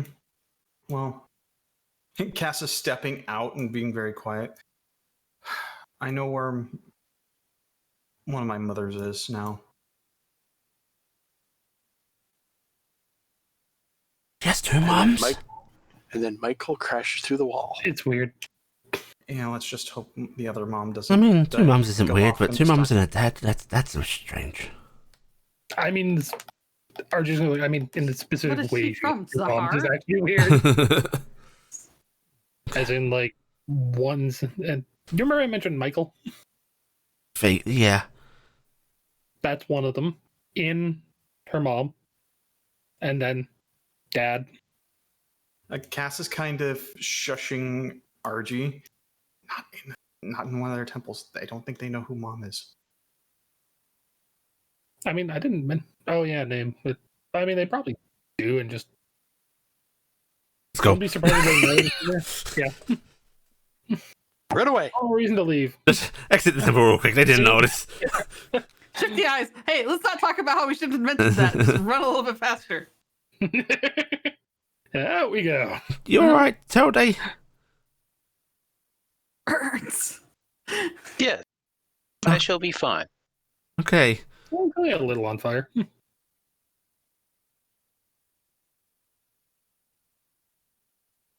And there's that sort of awkward moment where she doesn't know whether she should try and excuse you from the group for them, or if you're going with them, or just holding your arm. Archie's going to take most of my gum. We see you guys back at the inn later, okay? And Certainly. He's going to take Marissa and go. So you resume your walk with Marissa, which she actually continues to the southern gate. She wanted to basically, stop by some vendors along the street, then cut through town, go out for a bit. Mm-hmm. Mm-hmm. Have a nice day of it. Yep. Telday and Kess, are you going to head back to the inn? Are you going to go to another temple and summon another angel? What's the plan here? No, right now the angel Cass wants to talk to. She really doesn't want to cheese off right now, and she can't summon her in town right now. Okay. So she doesn't want to elicit the wrath of a tiny god. So you start heading back to the inn, and Gonna thank Father Stone as we leave. Yeah, Father Stone is not there when you leave. And I won't. Yes, he wandered off to go get some actual chores done while you're all fuffing about in his chapel. I hope we were. Yeah, I guess it'll be fine. Mm-hmm, mm-hmm. And you start heading back. As you're walking along, back towards the inn, you go through the main street, and you can see across the sort of little market square towards the largest church in town and the Landor estate. There does actually seem to be a little gathering out there. It's not time for the auction yet, but it looks like some nobles are arriving early. Looks like there's a little chit-chat going on over there. Just a little gathering ahead of time. Cass is intrigued. Intrigued? And disheveled. Mm-hmm. Actually, she's been putting her hair up. You're still pretty disheveled, though, because even if you put your hair... I can tell you, without a proper brush, you ain't fixing yourself up. And you still... That, and you literally have been awake upwards of 24 hours and are still in the clothes you were wearing yesterday. You look a bit disheveled. You look disheveled. Okay. You just saw an angel, so you really just... Cass is in all sorts of weird sorts right now, so yes. Mm-hmm. Right, so, are you intrigued enough to go over there, or are you heading back to the inn? Cass is going to the bathhouse. You're going to the bathhouse. You're going to actually get yourself cleaned up. Yes, because she is still intending on going to the auction. Yeah. Mm-hmm. Right, so you do that. Telday, are you accompanying her to the bathhouse, or are you going your own way? I think I'm gonna follow her until I realize that that's where she's gone. Yep. Mm-hmm. And then at about be outside of the bathhouse. I guess that's probably roughly where I'll understand. Mm-hmm. Perhaps it would be best if I do not follow you in. Hey, I've got a new ship. Perhaps it is best I do not follow you in, Cassie. No. Corvus asleep for a day, and he's already lost Cassie's heart. Okay, so Cass is going into the bathhouse, leaving you all alone, Telday. Mm-hmm. Your heart He'll wait longing. for her. I'm gonna head over to that crowd. That seemed interesting. You head on over to the crowd, and there's a little bit of space here because, yes, you do notice that there are some carriages that pull up, deposit what looks to be young noblemen, young noble ladies, seemingly some of them from out of town. Crest you don't recognise from around here. A little bit of mingling. Give me a perception check if you want to try and perceive some conversations. Sure. Yeah, you sort of catch it. You hear them discussing, oh, yes, apparently the Capays and the terrorist lot won't be bidding. Gives us a good chance. No, they're just not bidding because some high-up lord from Wyndon has come and paid them a visit to dissuade them. What do you think our chances are against that? Oh, I think they're pretty good. I mean, Father has a lot of money, and he is giving me quite the amount to spend here. Wants me to leave and make my own name, you see. And it's all that kind of stuff. We all know they're given like 100 plat. I'm going to go with the greatest ice-breaking line possible. Mm-hmm. Ah, yes, this is certainly very interesting, and I am definitely quite interested in what will be happening. The closest nobleman to you, who has also just seemed to be out loud to no one directly. Yeah, yes. you get a few looks. The closest nobleman to you, though, who has he looks like he is about 22 or so. Long, shaggy hair, which is unusual for a noble, but he seems to have styled it to be like that. As he gives a glance over towards you, he was sort of hanging out along the edges as well, not trying to intrude into conversations. And he just goes, "Oh, are you taking part in the bidding, Sir Knight?" That is definitely a possibility. Oh. Will this be your first holdings, or do you have land? I have a decent allotment of land further to the south. Ah, then the Lord as well as a Sir. That is affirmative. He turns to you and he actually gives you a rather shallow bow, rather polite, and he goes, "Lord Ehrenfell." It is nice to meet you. And who would you be? I go by Telde. Oh, Lord Telday. I wanted to come here and see if I could look at the grounds early, but it appears the gates are closed, and I was not the only one with this idea. Yes, they are hesitant in allowing people in there. Well, do you have any idea why? I heard that the family here was disgraced, but not what had happened. I am unsure why, but I believe it is to avoid any damage to the property. It's not like we would be damaging anything, but... Well, I suppose they have to keep out the common rabble. That is possible, yes. And he's going to make polite conversation with you for as long as you stick around. I will willingly make polite conversation to know who he is and potentially any other person in that crowd. Okay, what you will find out then is Lord Ehrenfell. I'm going to bring you over here. Alright, I'm going to zoom out so that this is effective. Yes, Lord Ehrenfell himself, the one and only, the super important. I'm using myself. Has travelled all the way from Coimgate. Oh. Wow. And there is, in fact, quite a few noble families represented here. He will point some of them out to you. Some from Norfolk, some from Ailbridge, very minor nobles, that lot. Even some coming down from Possenheim. Wait, did you say North Thick? Is that okay? I'm just making sure I heard that right. Yes, it's to the south. I know. I need to. I remember there's a whole talk about it, but I couldn't remember. I didn't know if that's what I heard. Okay. Sorry. But yes, there is a selection of what you are quickly gathering are children of noble houses that are perhaps firstborns that are being told to, hey, we have this estate managed, or secondborns that are like, okay, you need to go off and do your own thing. Mm-hmm.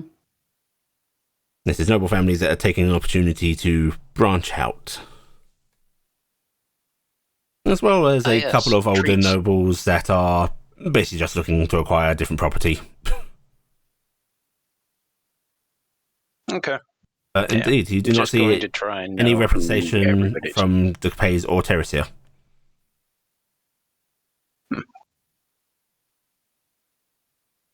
But after a bit of conversation, he sort of leans in and goes, "So, have you heard of this Lord Harcount?" Yes. There's quite a buzz about him. I was rather hoping he'd make an early appearance himself, but no sign yet.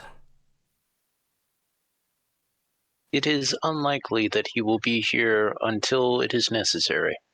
Well, some people think it's unlikely he'll be here himself at all. Apparently, he likes to send his men out to do his bidding. It is understandable. I said, unless it is necessary. Oh, I trust my men, but I'm not sure I'd trust any of them to do this right. There's a lot of finances to handle, you understand. Yes. Quite a bit. Well, if you will excuse me, there is a young noble lady over there that I am somewhat acquainted with, and I would like to become more so, if you understand me. You would like to learn more about her? You could say that. And he'll actually give you a little clasp on the shoulder and grin at you. Then if you excuse me, my lord, I will see how much I can learn. And he's just going to head on off. Somewhat quietly going to respond with, and I did say that.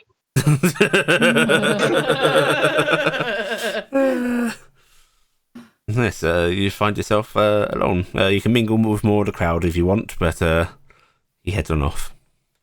Yep, I'm going to just mingle with random... You're basically going to stay here until your party arrives? Possibly attempting my excellent icebreaker more times. Oh no. Great. Cool. Yep. Actually, I want you to roll me a persuasion check. Persuasion? Mm-hmm. Okay. Here I was going to say I'm trying to learn more about people, but yeah, all right. Persuasion. Yeah. All right.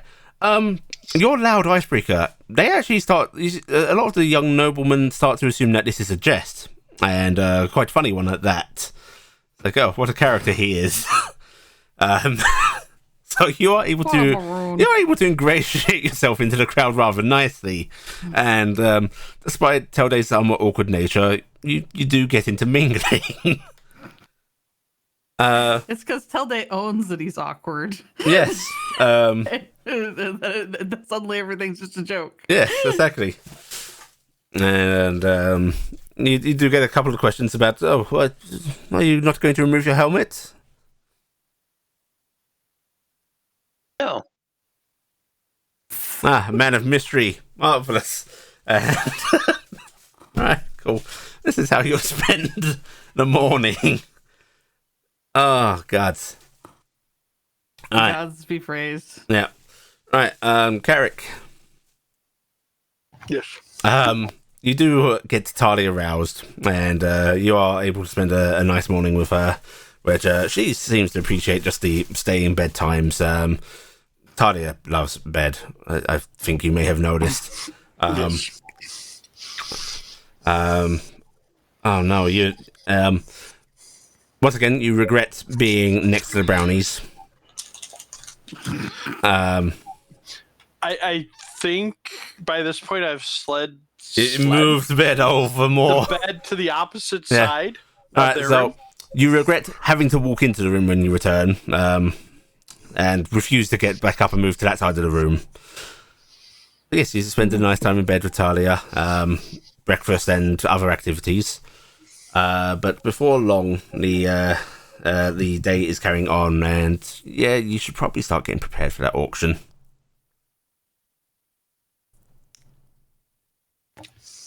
Sorry, he was having a snack. We should probably get ready to go watch the auction and help if they need some extra money on them. But how about I take Pharrell out? In fact, do you want me to watch him for the day while you handle that? Sure, I guess it won't take that long after it starts. I hope. I've never been to an auction. I hope they're quick. No idea. Never been to one myself. Never had the money for that sort of thing. Never did either. You have a lovely day, and yeah, don't be too long, okay? And she sort of reaches over, gives you a kiss. I'll return the kiss, and I'm going to do this real quick.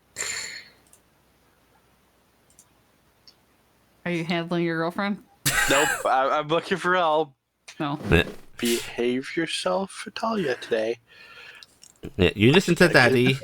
You be a good boy, right? And she's sort of picking up the lead after she gets dressed. And Pharrell looks at you, and Carrick, you can swear he nods. Gonna look down at what I brought up to drink. I don't usually get alcohol, so when's it alcohol? Doesn't seem to be. Okay, might have to check what. I'm not saying this out loud. Might have to check what. And he trots over to Talia and very obediently sits and lets her, get the leash on him. And then she'll head out with Pharrell. I'm gonna do the thing I hate. Go to that side of the room. No, because I'm not gonna knock on the wall. How about that? I'm gonna go around and knock on the door, which is just as bad. At this point, Gifton, Kare's sort of sitting up in bed with you, rested against the pillow, you between his legs, leaning back against his chest, arms wrapped around you, and just, whispering sweet nothings, chatting idly with you when you hear the knock. What is it? It's Carrick. I wanted to make sure you were getting ready for the auction. Oh yeah, we gotta get ready for that. Oh, we'll be right out. Oh God, what time is it? I don't Tool know. time. Yeah, we'll be out in a minute, Garrick. Okay, I have no idea what this is, how they work. So I've no idea either. I've got the bag with all the money, and we'll just take that along. We just throw. Oh, do you think we have to throw money into a pile and whoever has the most? I'm gonna just go. I'll That would be meet really you confusing, downstairs. Yeah. I'm going to go down. I think it's whoever wants to pay the most gets it. So what? Do we just shout a number and whoever says the highest? Maybe, but I mean, what if we want to shout a bigger number after we hear their number? Do you think you're allowed to? I don't know. I've never done this before. This is exciting. Oh, so Wait, so should we say the biggest number then? I mean, how much do you want to pay for this? Well, I brought 5,000 plat from the bank just in case. So Which is like, and then I had that extra, 1,000 that I brought down for us to, use for the year. So I guess we could get into that if we need to. we don't want to spend that much, though, do we? No, I was thinking maybe 2,500 plat. 2,500 plat. So that's 25,000 gold, I think. yeah. I mean, did we just shout that? Because the Capes said a building like that should be worth about 20,000, right? Yeah. So I mean, surely no one's going to go above that. It's used. It's well, you could say 27 just to be sure. 27. You think 27? Why don't we set ourselves a hard limit of 30? Yeah, hard limit of 30. After that, we just give the kid the money. Yeah. In fact, yeah, you could probably make a better place than that for that money. Yeah, that'd be fine, right? Right. But I just think it might be nice for him to have a place right here, because then he'd be close to Marissa and. Oh wait, no, better. Okay, people. so What? hard limit 27. Yeah. If Close that to doesn't Marissa. work, we give him 30. Okay. Yeah. Yeah. Okay. Sounds good. And So, Carrick's doing Valdir a would be smart so thing while proud this of is us. We are happening. the best godparents. Carrick's going down to go talk to Elias and see if he knows about auctions. We're basically his godparents, right? That's what Valdir probably meant, right? I mean, I guess so, but If he'd been a brownie, we would have just took him into our family. well, whether he's in our family or not, he's kind of he's our Kind of family. charge, right? Yeah, he's ours. So we'll like- make sure he's gonna be okay. Like a kid by distance. Yeah, he's like, yeah. It's like a child that marries Sometimes into the son. family. Yeah, yeah. Like, remember Oh, when the so bad there. Honeyfoots found those kids out in the woods and then they made them Honeyfoots? It's like that. Yeah, it's like that. Yeah. Only he hasn't taken our name or lives with us. Oh. Well, I think we could convince him to. we probably could. He'd be a fine gray steel. Would be a fine grey still. I'd be happy to have that boy in my family. All right, well, come on. Help me get my shoes on. Okay. And he will start getting dressed and help you get dressed. Yep. And you are going to ask Elias, you said, Blackie? Yes. Okay, so you head on down, and Cass, did you head up to your room, or are you milling around in the inn? What are you doing? After Cass gets done with the bath, she's going up to her room and getting dressed. Okay. Yeah, Dressed. you're able to do so. And what about you, Tilde? You're staying there. Never mind, I forgot. RG, are you going to try and join for the auction, or are you sort of staying with Marissa? RJ is going to try and go for the option just Okay. to see. You're gonna meet them might there, see or are you Yeah. Okay. She'd probably, since she was afterwards, probably was seen Telltale along the way and met back up with him. Okay. Because they probably wandered their way, and then by then he was probably coming towards. So Tilde, you are joined by RG for the mingling. Which what outfit are you wearing, RG? She'd probably been when they were wandering around town just wearing her normal one, but when they get there, she's basically going to, before they arrive, actually just shift weave into one of the nicer outfits. Okay. Right. So you're dressed up for this. Mm-hmm. Right. And yeah, you meet there. Elias, who is now actually running the inn, as people have come on in, he stops briefly to look as you come over. Characters, ask what's up. Breakfast all right? Yeah, the group of us were gonna go check out the auction, but none of us have been through an auction. Do you know what actually happens?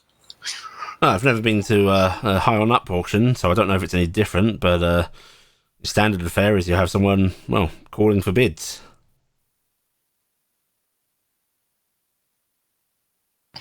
And can you bid after someone else does? Oh, yeah, right now? Well, so basically, people call for a number. Someone will go, "Yep, that's us." The polite thing is to wait for him to call out, but frankly, they rarely stay polite. You often get people just shouting out numbers. Maybe the noble affair will be a little more controlled. No idea. Yeah. No, that number will just rise up until you either feel it's far too high and you go home very sad, having lost up on another face, or you get it. Okay. Thank you, Elias. We'll be back later. We're just waiting for Gifton and Kara to get down. I don't feel like a little bit too much self-experience in that. This was not the first building he went for, guys. Yeah, that may have been one of the reasons I went to check with him, because I was pretty sure he got it. Eventually, he went, "Fuck it, I'll just have one built."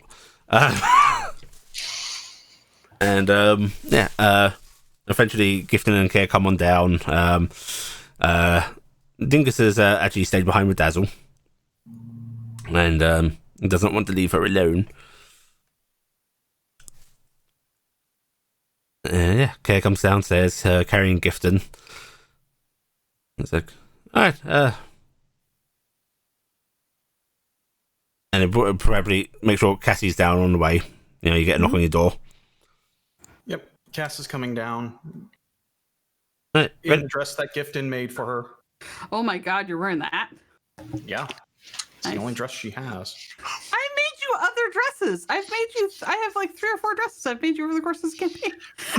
Oh, Yeah, you have one bunch.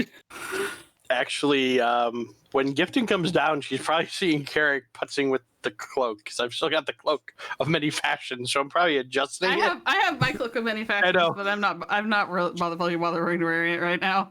I'm right now doing a little bit more to hide the wings, because People might be a little oof about dragons right now. no, I'm less worried about that. I'm more worried about showing the hand before it's dealt, so to speak, honestly. Oh, Carrick, you're already attractive, sweetie. You don't need to fuss. Yeah, you're super attractive. Yeah. Fun doing some of this type of stuff and changes the color to closer match the Trider Well, silk. you keep trying, and maybe you'll be half as handsome as Care. Care nods firmly. You'll get there. There's hope for you. Entirely sort of, tugs in your arm a bit, Carrick, and goes, don't know how I ended up with such a fancy boy. Isn't he just? Isn't he just? I mean, I could always go pull mask out, put mask on like this, but I don't think that'll help. I mean, thank goodness he is a fancy boy, because I don't think any of us know how to do this stuff without him. Yeah. Yes, Elias. Honestly. Oh, is it the money pile? Yeah, is it whoever's coin stays on top? Is it whoever pulls the highest? It's a brawl, damn it. Actually, wouldn't that mean you should use Is it copper? the person that hit? Cass is actually going to No. say when Telday goes, it's a brawl. Cass is going to Is go, it No, I'm not there. Is I'm it the not first there. person to hit it with the copper? No, I guess. Oh. Shouting the highest number? They ask you for a number, and you shouting numbers until you either get to what you're willing to spend, or someone else wins it, or So if you say a really big number and then you end it with copper pieces, does it still count as the really big number? Because it took you a long time to say it. maybe not. Okay. They might also not be happy if you're trying to pay it all copper. I don't You, want to. you notice the, you notice the look. We'll be in trouble if we wanted to pay in all copper. In fact, we're in the opposite direction. We're all in platinum. We've got a problem. Hopefully they don't want gold. I've got some gold on me too, in case you need All more. right. Well, let us get going. Is Cassie coming? Hey, Yeah, Cassie, Cassie, you look. yeah. Wow, you're wearing that. Yeah, Cass is wearing the princess party dress again. Are you looking to find a nice young man? No, it's But she a already has. noble option. I think Corvus is upstairs if you want to find him. I said nice, sweetie. Oh, that's right. He's nice once in a while. He's trying to get me to give off my arrow. No, you don't have to give off your arrow. Does It's he want your to, arrow. like, put it in himself? I mean, he has a tendency to. He wants to try and figure out what it is. When I told him he should just ask Raz rather than going to this cloak and dagger, who knows what he's going to do to my Cass, arrow. go to the bar real quick. Mhm. Elias, can I get some coffee, please? No. Here. No? No. Tea? I've got some tea. It's not particularly good. I need a pick-me-up. All right. Right. 1 second then. And you hear him sort of mumbling, oh, Ventur's asking for tea. Make me kind of just have an ale, pour it easy. And he heads out back. Oh, Right. Cassie, do you want me to try to fix your arm? Cass looks at her good arm. It seems fine. Other one. Uh, I think I could regrow it.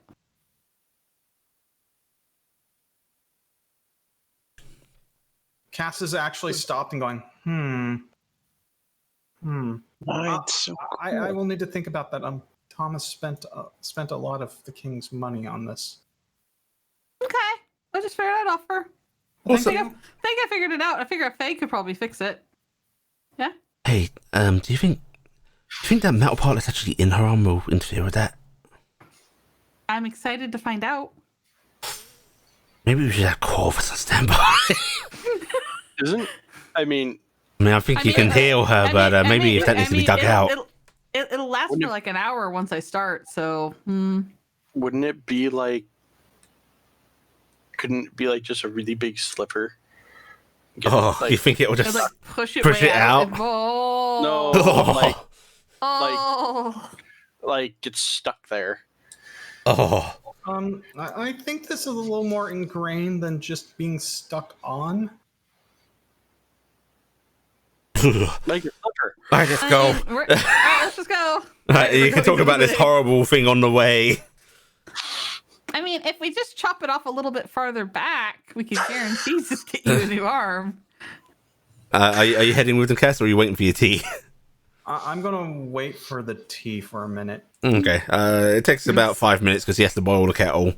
But he comes out with a basically a mug of tea. And Cass is. I just realized I'm the only one in the group that doesn't have Drider Silk. Cass is Did you do that to yourself? slugging down the tea. Sucking doing it down straight away. Hot. I needed that. Yeah, very hot. Elias looks a little horrified as you're going to take a couple of points of damage, Cass. That's fine. Oh, Tongue up. I need to try that with the mask on. Yes, Carrick actually says that as we walk. 2 or 3 points? 2 points. 2 points. Do you want to rage before you drink it? No, because I don't reduce heat damage. Right, so Angry drinking. you down that, leaving a rather disturbed Elias as you head on out to catch up with the others. Cass is waving back. Thank you. And Cass does have Tempest on her hip as normal. okay, Last time she was through here, someone tried to kill her. as you soon catch up with the two couples, and eventually you are able to find Argy and Telde amongst a group of laughing nobles. Apparently, Telde has just told a marvelous joke. But yes, Argy, Telde, you see the rest of your group approaching Sans Corvus. You found the drug again. We'll wave at them, somewhat stiffly though. Mm-hmm. Hi, Tilde! Hello. Argy will casually wave. Ah, lords and Greetings. ladies. Oh, the Fey Lord and Lady. One of the sort of young men here sort of gives you all a little bow, seemingly knowing of you. I will give A a little little bit bow, of a that's just curtsy as racist. I'm being packed. Yeah. It's a pleasure to make your acquaintance. Oh, my pleasure as well. Quite a turnout. Yes, a lot more competition than I had hoped for. No. Competition's good. This gnomish noble, standing very short amongst the group, sort of claps his hands excitedly. Always have a bit of competition at these things. Oh, it's good for the town, too. Yes, this is, after all about the town. Oh yes, it's all about charity. This young noble lady seems to be elven, fair golden hair, braided up. It's all about the charity. The higher you bid, the more this poor, unfortunate, this dirty town will be able to lift itself up. Cass is just kind of tilting her head, looking at her. And she smiles at you. What was your name, lady? Oh, you bastards asking these questions. Well, I mean, we just kind of had someone kind of openly insult our favorite town, so. What do you mean our favorite town? I'll have you know, we live in Winden. No. I I said did one of say our town. favorite- I said one of our favorite towns. My name is Irisin The other Featherfall. one's a city. Iris and Featherfall. Nice. Can you type that first name? Because my brain is not parsing how to spell Yes. I if I was Allie, I'd say no. Here you that. go. I just keep calling her insulting lady. Oh, she's Allie. Am I? It's She put it in Discord, not. Oh, okay. Okay. yeah, it's I'm certain that the town will greatly benefit from whoever gets this lovely estate. Are any of you from further north? Oh yes, one of the noblemen says, seems to be red-haired as is common in Barast. His outfit fitting a little badly, not entirely disheveled, but the sleeves are a tad too short.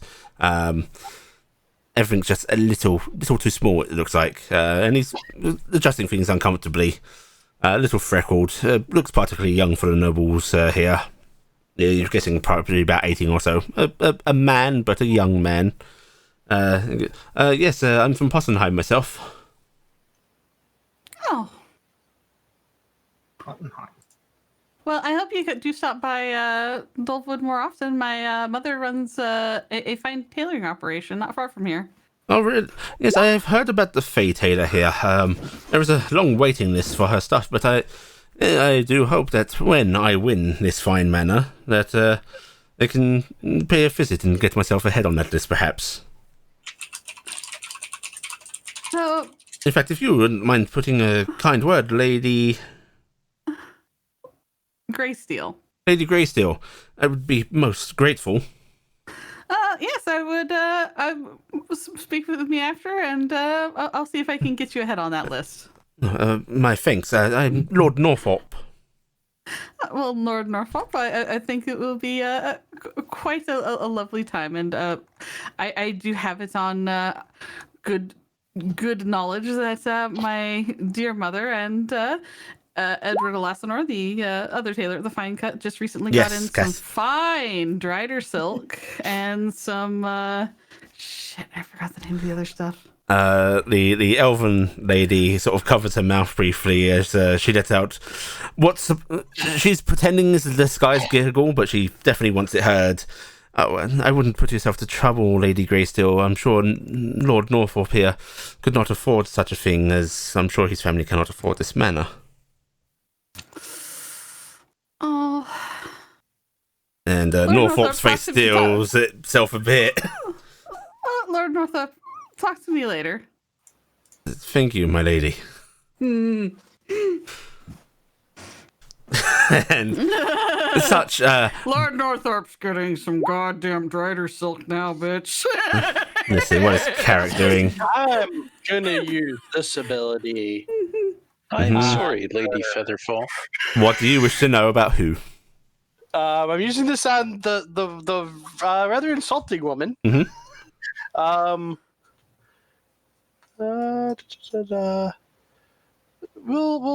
know. I can read two of the following. We'll check charisma and wisdom. Charisma and wisdom. You want to know her charisma and wisdom score, right? Her wisdom score. It's equal, superior, inferior to mine. Oh God. What's your wisdom? Probably inferior on both. Wisdom is only a 14. Only 14, and your charisma It's 20. both inferior. Okay. I was gonna say that was gonna be inferior no matter what. Oh, you Yes, could have gone Lord with Northrop, they also history having or some fine personality Baron trait. wool for the winter coming up. if you're all That part interested. is separate from the actual. My part. That's if the GM wishes to let me know any That's of the that. DM's opportunity might also release a piece of script. Yeah, actually, I'm going to give you something here. Okay. In your arcane research, you realised that you found out that the mage who invented the Featherfall spell, the family actually took it on as their name through its fame. How many attempts did it fail before they got it right? Is the A few. question, right? Okay. He was actually the seventh son of the family, and basically very, very minor, but his branch of it essentially took over. I thought you were going to say the first 6 failed at the spell. No, he was the only researcher. He didn't test it on himself, of course. I know, that's not the other. Yeah, that's why he doesn't need the brothers and sisters anymore. That's where the famous Breaking Bone family comes from. Yes, the Featherfall family has produced quite its fair share of wizards. You're guessing that perhaps she's not one. No, yes, Lord Northrop, I would love to discuss that with you later. And then we will be in town for a short bit before we head south. And if you would all want to maybe take tea with us at the King's Mercy, I would welcome your company. Gifton, he smiles and bows his head, and you can tell this is a genuine thank you. Yes. And the Lady Featherfall looks a little put out by this, but she does not comment. Lady Featherfall, would that be of the mage that invented this namesake spell? Oh, of course. I'm glad we are recognised so easily. You are a adept of the arcane arts? I am, among other things. Oh, well, yes, we are the inventors of one of the most important spells. I do hope that you use it yourself. I know it, yes. I've used it a few times. Oh, marvellous. Our name will continue on through the ages thanks to my great-great-grandfather's genius. Out of character, might be swapping next time I level now. Screw you, lady, right? Genius and Why, innovation that has, clever. of course, carried on through the family line. Always good to hear. My magical prowess comes through my family line myself. She looks like she's about to reply before there is a ding ding ding ding of a handbell being rung. And attention is drawn towards the gates of the manor where a familiar-looking scribe is walking up from the keep. You see Pierce. Is it Pierce? It's Not Pierce. Price? No, Oh. it's Price. No, Price is her name. Yes. Price walking up. Who you've all seen her enough to know that her body language. She doesn't want to be here. She looks like she wants to get this done with. I'm gonna wave at her happily. And Cassie's doing the Friendly. wave. yeah, her eyes actually brighten briefly to see some familiar faces, and she gives you all a very obvious courteous nod, which sends some stares in your direction. And lords and ladies, and anyone else that is participating, we are going to begin the auction. I'm sure you all know of the history of the estate that has been published, so we will dispense with that. We are going to begin with a bid of 10,000 gold pieces. She sort of nods at you. 15. Alright, and you start doing your numbers. You hear a couple of calls of 16, 17. 20. Alright. 24. While you are bidding, Cass and Gifton, I would like you to actually give me a persuasion check. Your confidence will go towards dissuading people from trying to compete. If you beat the DC of, I'm going to say 18. Can I assist? I am. How are you using- assisting? Bid! I am, Sure, I'll throw a couple bids in between them. In that case, you're not am- assisting, you're doing your own. Okay. Alright, so I'm I'll doing, do my own, that's I'm doing with advantage, and I am going to spend my only wheel dice on myself. Okay. So wheel dice coming in hot. I got 2 more, so I'm at 24. Okay, between the three of you, you soon realise as you get to 24 that you're the only voices bidding. What I'm you gonna watch everybody though. in that case? Yes, Tell at Day, that give point, we me start- a perception check, please. Almost perform. No, yep, there's the one. I'm actually going to look around a bit curiously because I was expecting an interloper. Give me a roll as well, Gifton. RG will as well be casually looking around. Probably focusing more on that than the bidding. Right, give me a roll as well, RG, despite your passive being more than fucking enough. The three of you. You actually hear a couple of nobles who have quickly sort of realised this is going out of their league, going, what the Lord Harcount was supposed to be bidding. Wait, do you think these are his men? And 24. You do hear another voice from the crowd going, 25. I'm looking back to see who that was because that was suddenly out of nowhere. This is the Lady Featherfall. 26. 30. Gonna wave out. slightly when she says that. I will look slightly disappointed when Cassie says 30. But nod. Hey, no, it's okay. That means 30 for Albrecht. Why And not? your 30 hangs in the air for a moment before there is a hesitant voice from the Lady Featherfall of 31. 40. And silence falls on the crowd. Cass is actually looking back at RG. Really? There is no further bids from any of the other nobles. And the scribe's just looking at your group with an arched eyebrows, like that questioning look of, you guys going to compete amongst yourselves? Apparently we are. Slightly Carrick pulled off lower- after. Yeah, slightly lower than normal, but still relatively vocal. Tilde will comment, I am surprised that none of these nobles are combining their monies. There are some hushed discussions amongst some of the nobility, some of them that perhaps have close ties, and you tell that you do see a young nobleman that you met at the start talking with a young noble lady and making his eyebrows waggle, and then she just walks away from him.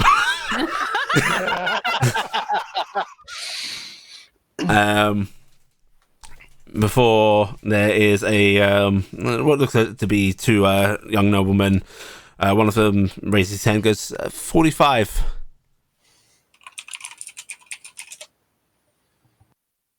Archie will just turn at Gasly. If you want to combine, I'm for it. I was mostly proving a point. So was I. Do you really want the property? Oh, we're either going to use it or we're going to give it to Forgehammer Estate. That's 45 is the last bid. Yeah. RG, 30-30? Honestly, why not let them have it? I think new blood coming in might not be a bad move anyways. Going If we're not once, holding, we can make something here. going twice. Last moment. Things in the air. Do you guys want to give me an insight check? See if there's. I do. All right, give me an insight check. No advantage. Not bad. Yeah, the hesitance in that man's voice suggests that, yeah, this is our total combined. By their powers combined. Carrick, you're pretty sure that is the highest bid you're going to hear from outside of the group. I honestly, since Gifton pulled out, that was the only person he knew for sure that had a plan for what was going to happen. So he's not going to push on it. So, and it's hard to turn the damn thing into a soup kitchen, but if it means there's more nobles coming in that aren't us, where we're not going to be there 90% of the time, exactly. That's the other reason why I'm not pushing Allie, it. She just genuinely didn't want are to. these nobles Wonderful to have it. yet? Or are they- Oh yeah, They are unknown to you. Are they unknown to me? Sort of. You were in groups that were like they had mingled in. You know, they were at the sort of outskirts of a little discussion, but you didn't formally introduce yourself to them. Okay. They were rather quiet. I mean, Toby, you don't even need to go 50-50 on somebody. You just pay us back when you get the money out of your bank in Wyndon. I can actually beat them by myself right now. You can, so why don't you just beat them? Yeah. Because I'm. Or taking you a could farm go for 23 and 23, or I mean, it's prime real estate. If this place holds, this is one of the best buildings you can get in all of Dolwood. There's the thing of getting Tarek will make the comment. How much do you want carefully. it? I don't think they're going to be bidding any higher than that. So if someone wants it, I think honestly letting other nobles move in might not be bad because they'll bring more business here, frankly. Price starts to raise her hammer for the last time. The imaginary hammer in the air because she's not actually hammering on anything. Yep. Give me 1 second. I want to make a quick roll.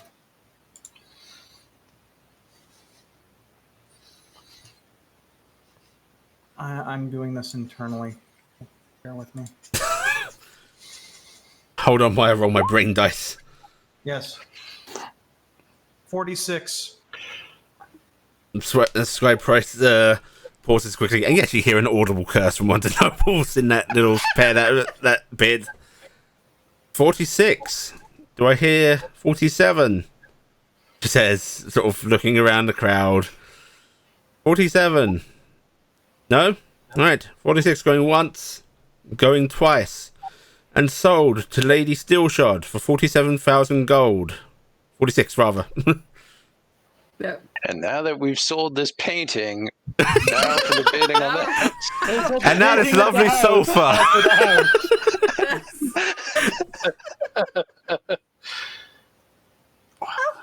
We have some money to go deliver, I think. Yes, we do. Congratulations, Cassie. Congratulations, Cass. So that is 46. 4,600 flat. Yes. So 46, not 47. So that leaves That me much. 50,000 plat still. And Care and Giffen are going to excuse themselves to go pay a visit to the Capay Manor. And drop off a large sum of money. And yes, Tode?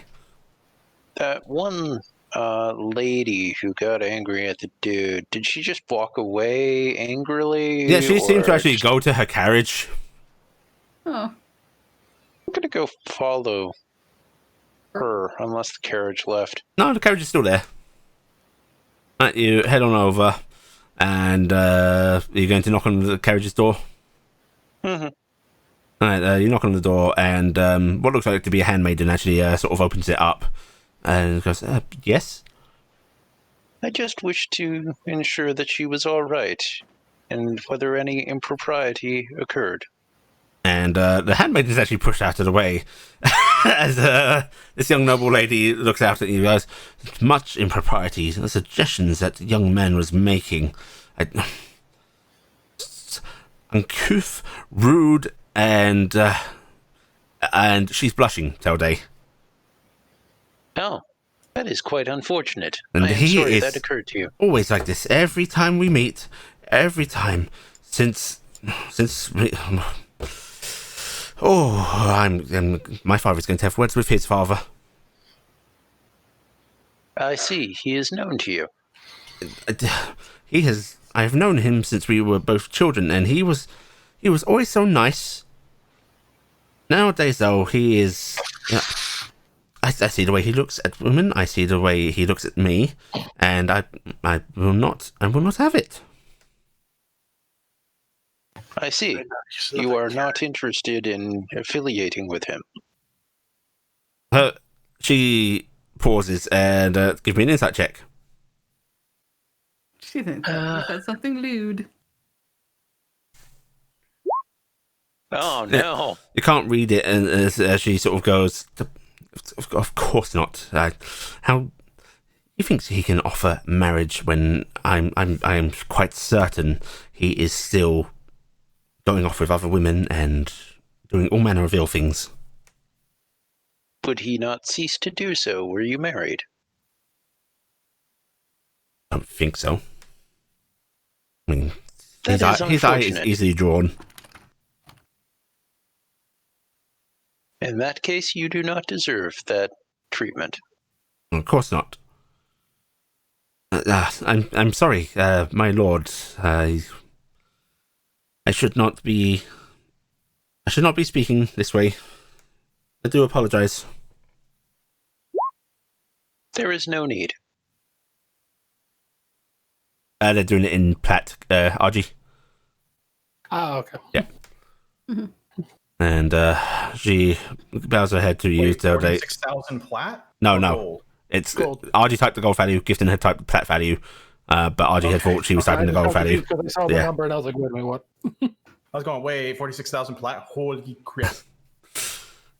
And the young noble lady sort of bows her head to tell Dingus, well then, my lord, I shall be preparing to leave. I do appreciate you checking on me, though. Very kind. Would you like me to have words with this gentleman? Oh, I think he deserves a clap around the head, but no, I can handle it. A clap around the head, if you suggest so. Turn and start to walk away. Okay.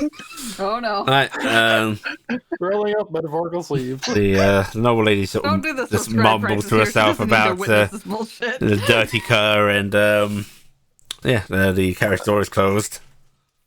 Also, I'm just really picturing the guy as just basically having the JFK from Clone High voice now. Are you wandering over to that man? You want to bang? Alright, you come on over to him, and he's just sort of, he seems morose, letting out a sigh before he sort of glances aside, see you approaching, and goes, oh, Lord Telday. It seems that you have offended the lady. I don't know why. I just asked for her hand in marriage. We could settle down in a manor together and, start a family. She seems distrustful of your intentions and your commitment. But I would be undoubtedly committed to her. She has my heart. Have you told her such? I've told her many a time. She doesn't believe it. But I shan't stop trying. I will win her love. She seems to think that you have your eye on other women. What? Well, I mean, my gaze has been drawn a few times, and there's nothing wrong with getting to know others, but she has my heart, you see. It is considered unacceptable if you are attempting to woo another that you also watch others. I have not watched nor been with another in nigh on 2 months now. Blink. I decided that I would show her that I can live for only her. I have to ask, does Warforged actually blink, or is he just literally saying blink? The eyes dim. Yeah. I'm just freaked out. You can just see Delnate saying blink.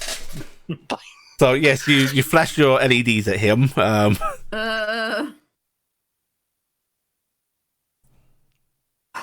Perhaps you need further proof of your commitment. I don't know how I can prove it. I have given her many a gift. I have sung her songs. I have read her poems. Perhaps if I arrive outside her window tonight, recite something. I must. Oh, this podunk town doesn't have a library, I suppose. I shall find something. When you tell her how you feel, how do you say it? Oh, I tell her, oh, my sweet, my love, I will be there for you always. I will hold your hand when you need. I will be by your side when you need. And, all that stuff that they like to hear. You do not sound honest. Oh, I would do it. It's quite honest. Your relationship is about sacrifice, right?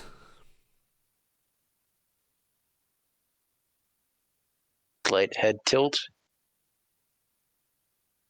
What sacrifice? Well, that giving her my time.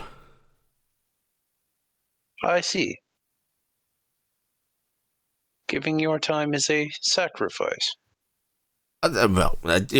You're misconstruing my words, good sir. You know what I mean.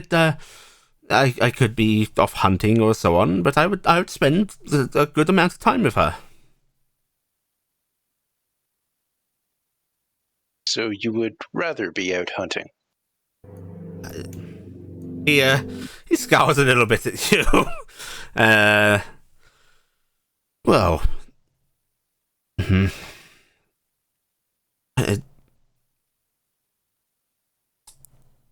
Wouldn't most people? I do not find hunting particularly interesting. Well, that was surely you have something else you enjoy, though. I enjoy the company of numerous people. Parties. Well, wouldn't you rather be out partying then? Interesting people are worth spending direct time. I don't know if she's interesting. I mean, I don't know what she likes. She's very beautiful, so you though. do not truly know her. I've known her since I was a child. Of course I know her. But you are unsure if she is interesting. I think she's pretty, and I like the way she laughs at my jokes, and... Pat on shoulder. I will... You have no chance. Wow. Tony, give me a persuasion check, please. You may have convinced this man not to chase her anymore. Oh my god! His face falls, and he looks like he has been struck. What do you mean, no chance? You do not seem to truly care about her, nor have any proper interest. Well, you see, what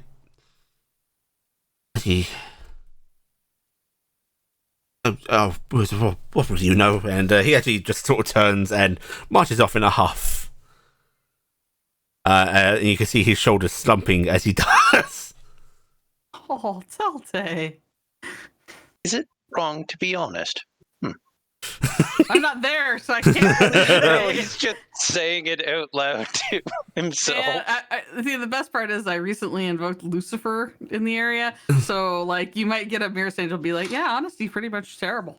No, the best part. Oh, done. You is, just really put a selfish little nobleman in his place. The best part, that whole honest part. My brain did it under Data's voice. Yeah. Yeah. Okay. Cass. As some of the nobles start to disperse, others are sort of still mingling. There's a lot of discussion about what just happened, but the scribe price is actually sort of beckoning you over. And Cass is happily trotting over. Oh, Mr. Elshard, that is a lot of money you have just thrown around. Yeah, it is. I have to say, I have never seen people team up for an auction before. That was an impressive sight, although, my heart does go to them there. Those dash faces. The goal was to get as much money for the property as possible, and I had been hoping that more had come, but it seems like those who came were looking at going cheap.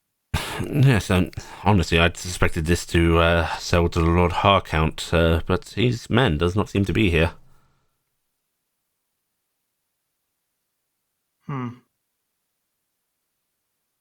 I don't know why. We've met him once, and this seems like the sort of uniqueness that he would be interested in.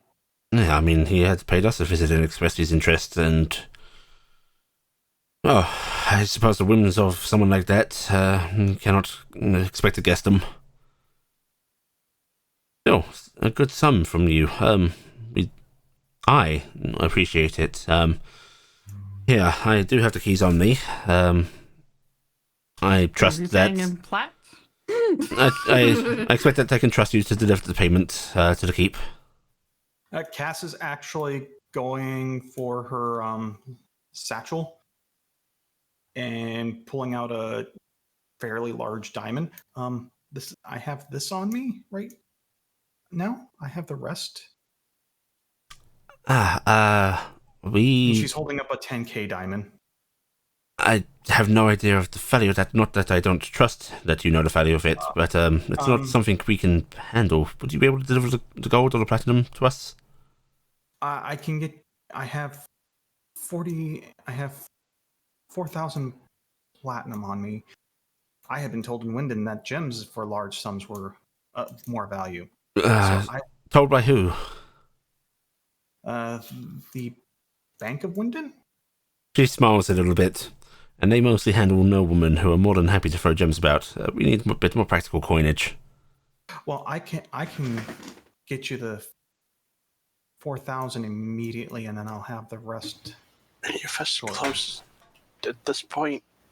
Yeah, I mean, you're a short distance away unless you actually wandered off. Like, can we hear this?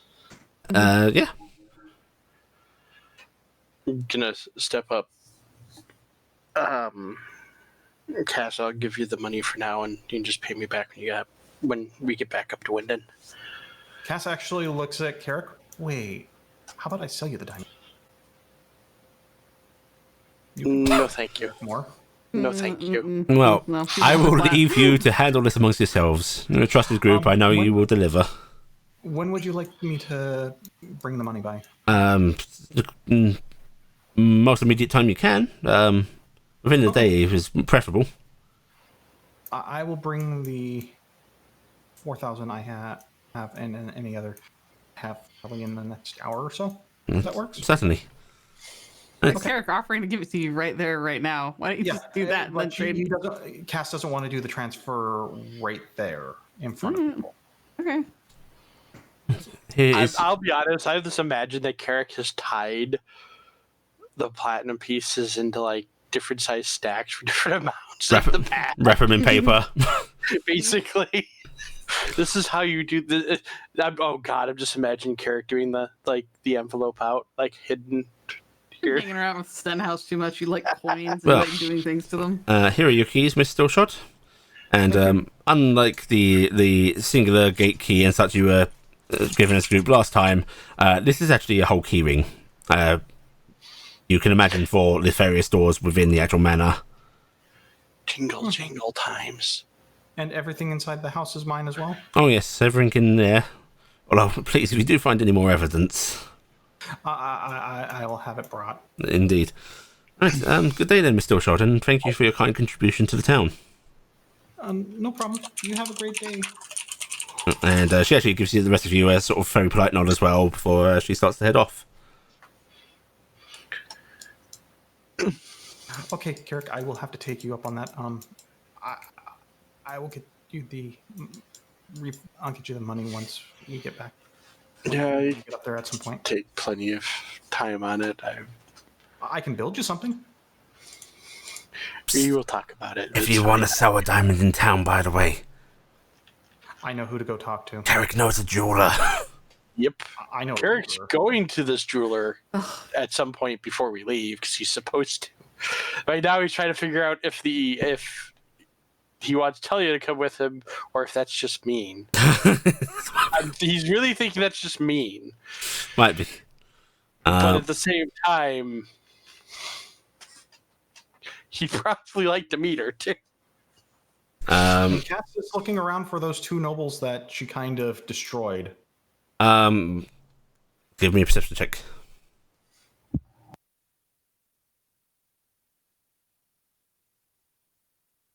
Gotta scroll.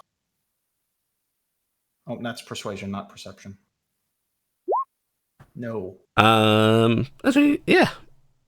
Remember, DCs don't increase arbitrarily just because you guys got high stats. No. I was just going. Cass is failing miserably on all her rolls. 11 would just. I feel like 11 would not be good enough. No, it's fine. I mean, they're here. They're not hiding. Yeah, they're not hiding. But you do actually only spot one of them who is just sort of standing aimlessly, looking a little forlorn. Cass is going to trot up to him. And as you come on over, he sort of straightens up suddenly, trying to compose himself. And he goes, Lady Stillshot, right? Yes, and you are? I am Lord. That's a weird name. Lord XLR. Lord. I am Lord Matin. Matin? Mm-hmm. Nice to meet you, Lord Matin. I do apologize about snapping that away from you. It's just I have some history with the property. Well, it's all fair. If we had the money, we would have bid higher as well. So I cannot begrudge you. You can make more lightning holes. Although I fear poor Cedric is a little more bereft about it than I am. Were you looking to move in together? Ah. Oh, they're a couple. You have a tenant. We are going to be married within a month, and I had planned to. This was going to be my gift to him, and once the bidding went high, I swallowed that pride, and I do apologize. I shouldn't be discussing such matters with you. Well, Cass is actually going to grab his hand and go, congratulations on getting married. Thank you. Thank you indeed. Oh, he probably proposed right then and there and said, let's put our holdings together and get our dream house. Oh. Now, were you specifically looking for a town to move into in this area? Would you be more interested in a frontier town? Someplace where you can help shape it and help it grow? Oh, no, I'm afraid neither of us have the countenance for a frontier town. We were looking for somewhere nice and comfortable to settle together. Totally take them as tenants. Well, Still, I'm I sure there will be will- other properties. there may be. I can tell you that there will be a new town being settled here in the next few months, a little further south. And myself and several others who were here will be in attendance in the town. Well, I thank you for your offer and advice, but this is honestly as far south as we were wanting to come. Totally sell it to them for what they was trying to buy it for. They do say that Dolford is the last, well, proper holding. It's a little rude, but you understand the meaning, yes? I've seen everything from true frontier town of Tarnstead to the absolute metropolis of our nation. So I know the differences between the two. Wyndon is a beautiful place, and frankly, I think Dolford is as well. It might not be as quite a shining example as Wyndon, but this far south, it is the best of the best. So I congratulate you again, my lady. What? Come with me. Let's talk. I should see to Cedric. What do you wish to discuss? You may find this of interest, she's actually going to look around at the other nobles. Please don't take this the wrong way, but I'm new nobility. I come from a very common stock. So I have a very mixed opinion of nobility, so I'd rather not let others hear what I have to say. Please do not worry about bad impressions, my lady. Cedric is new money family as well, and it has never dissuaded me. I do not care where. Looking at him, I've held my title for maybe 3 weeks. Oh, quite new then. Well, I congratulate you on your nobility. And she's going to kind of lead him away a little bit. My goal in this entire event was to get as much money back into this town as possible after the events that occur here, because me and my compatriots were central in all of it. So I wanted to make sure the town got money. That's quite a noble thing to do. He actually reaches his hand out to you. The name's Tristan. Nice to meet you, Tristan. I'm Cassiopeia. Cassiopeia. Well, in that case, while we may not have landed it as we wanted, I'm glad it has gone to somebody with a charitable mind. Well, here's the thing. I will probably never reside in it, and I would never do anything with it. Like I said, my goal was to get the town as much money as possible. I was hoping to get a bigger sum. But how much were you actually looking at spending on the place to start?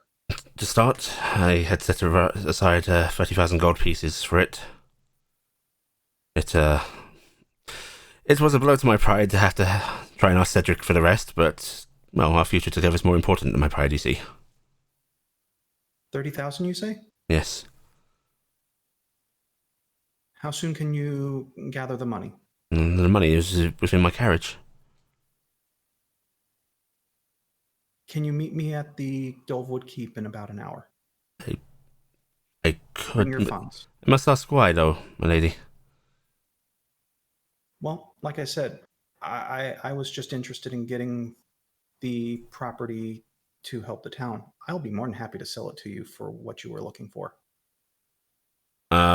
His eyes widen a little bit, and you would? I would. It's just I have to complete the paperwork I need to first, and then we can arrange to get it transferred. But there will be some responsibilities that come with the place, and I will explain all that to you once my paperwork is done, if you're willing. Indeed. Yes, I shall meet you at the keep then. Okay. I'll see you in about an hour, Tristan. And Cass is going to trot away. And you leave him there looking a little dumbfounded before he sort of turns on his heel and runs off to probably go find Cedric. There's probably two very, very, very happy squeeze happening a little bit. Shh, shh, don't get too excited. Don't get too It might excited. not happen. It might not happen. And Cass is going to go over to Carrick real quick. Carrick, can we arrange to get that money? I've made some deals. I could give it to you right now. Okay. He's gonna reach in because he brought part of his. Because he was actually planning on buying the place. He was just bidding up for people. And I'll give 6. It's 4,600 plat. But no, it's I need to give Cass 600 plat, right? Yes. Yes. Okay. Yeah, actually, I can do that out of my personal funds without touching the actual saved funds. So I pulled that out of my funds already. Okay. All right. And Cass is going to head over to. She's going to excuse herself to everyone. Go. I'm got something going on. I need to go deal with it. I will see you all back at the King's Mercy. Came up with a good idea. Cass is smiling and beaming. She's like, "You want me to tell you about it? Sure. Come on." And she's going to trot. And if Archie keeps up, she will talk to Archie. Archie will keep up. So the two that were looking to purchase it from us are getting married, and they were going to actually settle here. And now that I know that, I just talked with them. I'm still going to buy it for the amount I put down, but I'm going to turn around and sell it to them. Makes sense. And the town still comes out ahead. Mm-hmm. That's good, Cass. Yeah. I mean, Tristan seems nice enough, so hopefully they won't be another landlord. But I want to go get this paid. And Cass is going to zip up to the room, grab her money, and head over to the keep. If it's fine, if they turn to landlord, just come and lightning bolt them again. Okay, you do that. Care and Gifton. You make your way to the Capet Manor. You are let on in without any problem. Even the staff here seem to greet you with actual smiles and such. The family's not standoffish with its staff, and you've become a familiar sight. And you're let on in. And basically led into the usual sitting room where the maid informs you she'll go get were you after any of the lords in particular, my lady? Was here to see Lord Greysteel. Or not Lord Greysteel. Lord. She points at Care. I facepalm for a minute. Sorry. Poor Tamara, please. It's understandable to have your husband on your mind, she says with a smile, and Care nods. And he got me all muddled thinking about him as a son earlier. I think it's sweet. And soon enough, Albert actually comes on down, actually accompanied by Maris, who gives a little wave and goes, "I hope I'm not intruding. I was shooting Albrecht when the maid called." Oh, no. It was just a quick bit of business. Hey, Albrecht. Hello, Gifton, my lady. Don't. No, don't. Young lord, you don't need to be doing that. Listen, unfortunately, we were trying to do something for you and it fell through. But you're a very clever boy, and I know you'll do better beyond that, all right? He gives a confused little nod. We were trying to get you an estate, my dear. But I already have land. You don't. No, we were trying to get you the Landor house so that way you could stay there and be close. Have a house. But since that didn't work, we're going to give you the money that we bid on the house instead. And I expect you to use it to build the fine manor someday. All right? You don't have to do that. No, of course I have to do that. You've already done so much for me. No. Your family. Let me take care of you. All right?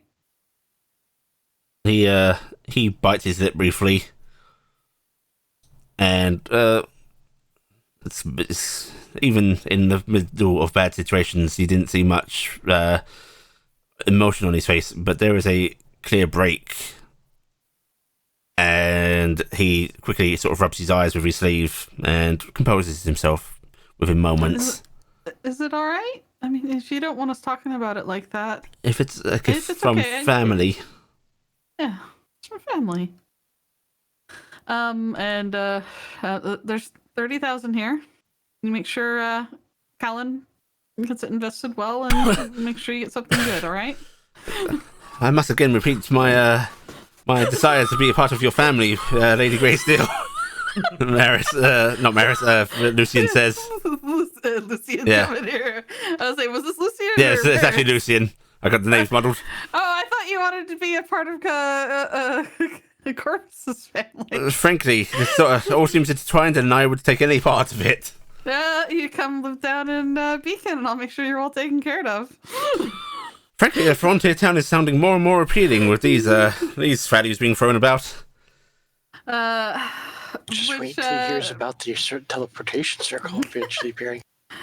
But I do promise you that, and he actually puts his hand on Albert's shoulders. If you entrust us with the funds, not a penny will go to anything beyond Albrecht, and we will see that he is set up. Yes, I always trust you, but I want Albrecht to know your future's assured, young man. All right? He nods a little bit, and you can see him sort of grasping the the sides of his tunic. Essentially, he's dressed up as a little fancy man.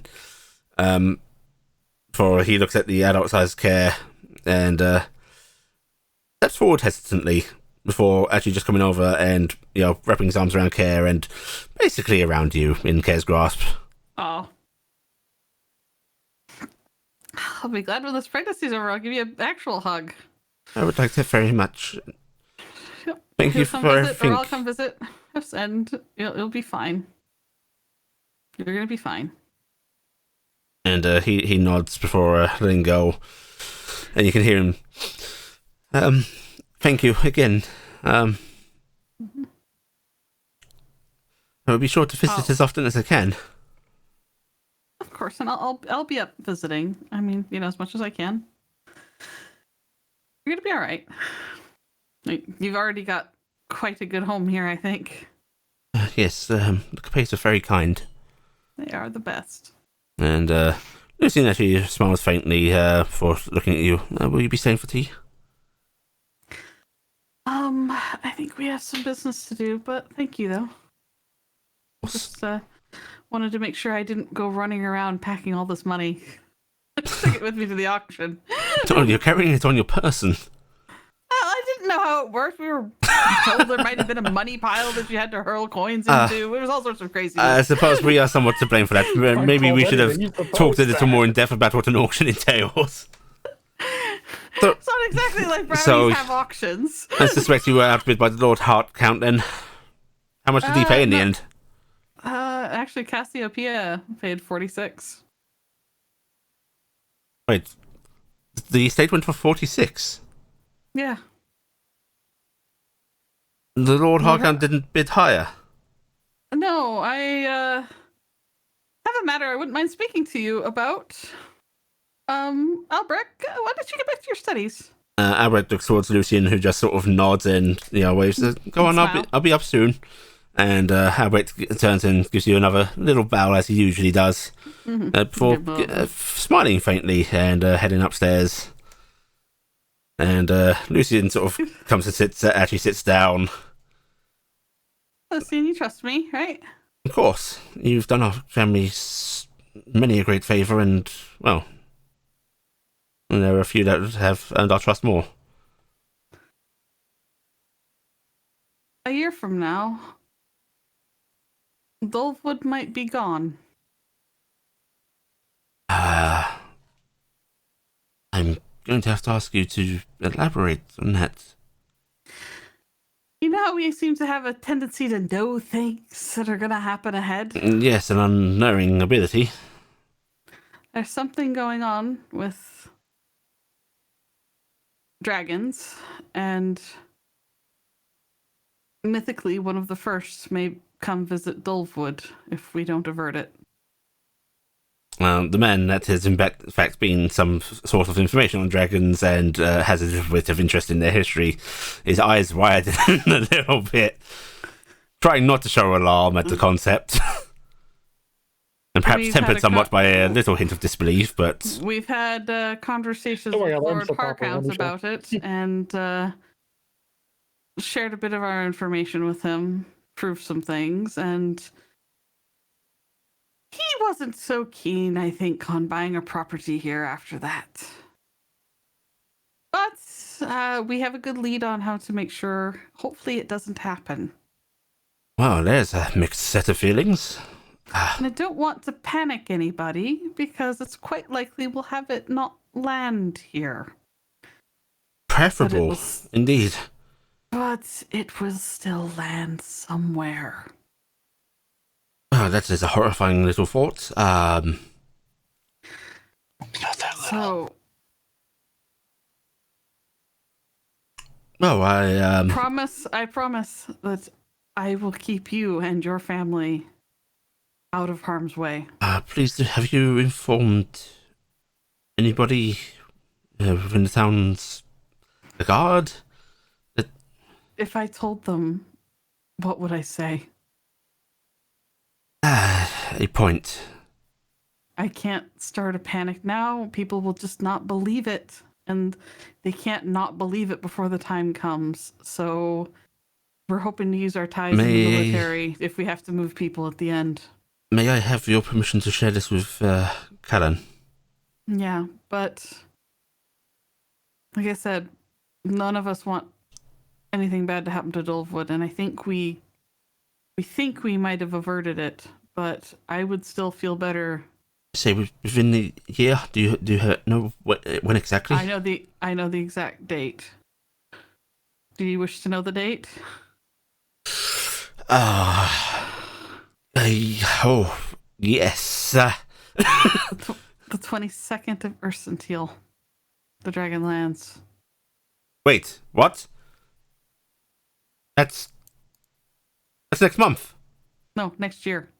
Oh, okay. Oh, further on. Yes. And he actually slumps back in his chair. In a year. It's okay.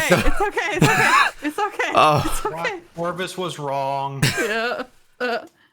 It's like, don't worry, calendars are confusing for me too. It's okay. Right, okay. In that case, we shall... I very much hope you make it go elsewhere, but we shall make contingencies, and... Having contingencies would not When do be you a bad plan. Do you plan to inform the town at any point? Yes, a month before. In that case, how about we arrange to have not few cargo ships here, deliveries, just in case there needs to be help evacuating. Yes. Maybe you can find a nice excuse to build a holding somewhere with all this money I'm giving you for Albrecht, and the family could be I think there? perhaps it is time to start the plans for Albrecht's Island. And get that hurried along. My island. Okay, and like I said, we will be contacting you. I didn't want to worry all of you, but I appreciate the heads up. It's terrifying as it is. and I know that we are usually a bit secretive about what all's going on. There's reasons for it, but I hope he trusts that it's been right so far. My lady, you do have our utmost trust. Really. Well, okay, any other world-ending news? Or perhaps something lighter? Something lighter. Carrick's getting married. Marvellous. Did the half dragon go? Yes. That's going forward. Yeah, that's wonderful. Will you? Do you know when? No idea. Actually, they haven't really 22nd said. of Versatile. Do keep us in the loop. We will have to arrange a gift. Yes, that would be good. And you do need to come by and come see Dazzle. Of course, I will come by see Dazzle, and I will love to receive one of her young. And Worst plan ever. when now. you have your children, I do expect I get a visit at some point. I hope. Of course, but you're not taking any of them as a familiar, you crazy little mage. Oh well, I had my hopes, but who knows? Maybe once they've grown a bit, an apprentice. Oh, an apprentice, maybe. In fact, little Lucian. Yes, he says with a sort of jabbing smile. Oh, he's trying to get back on the list. Oh, the list. Well, I mean, there is a space now. Oh, I guess there is a space. Of course, and I'm sure I have bidding over my brother. I will say Melina is on that list, so. Oh God! If you tell her that, please hold off on telling her that. Oh no! I want the child at least to be able to withstand the squeezing. Yes, the squeezing, and frankly, the squealing. I like being able to hear. I like being able to hear. Yes, that would be good. But yeah, it's gonna be okay, Lucian. But I worry about your family most, and I wish to keep them safe. I do mean it in my heart when I said I serve House Capet. I will always serve House Capet. Well, I doubt that there is no longer servitude, but we do value the Greystills as one of our most wonderful allies. Yes, and I look forward to seeing this island someday. Oh, don't we all? Callan will not shut up about it. I swear, he's even more excited now that there is actually a reason to go ahead and do something with it. Oh, that's and your brother, older brother, is not upset, or is he No, just I kind of think rubbing he it stopped in? caring about it the moment it was sold off. I don't. Oh, That bitterness did not last. that bitterness did not last. That's good. So Callan's just excited to get that young boy away from his young girl. Yes, and the amount he there may be the crux of it. I was curious because he never showed much interest in it before. Oh, thank you for giving me some more fuel. Hey, be careful! I don't want the boy getting hurt. Oh, I'm sure Albert could take him on. It's quite. He really is quite a young boy. Mm-hmm. Well, I will see you in a few days when we do our trip up to Wyndon, and let the two of you loose on the library. Oh, I very much look forward to it. All right, goodbye, Lord Capet. And he smiles and he sees you out. Actually walks you to the gates. Mm-hmm. Wave. Wave. Alright. Yep. Okay. So, you are able to head back to the tavern if you so please.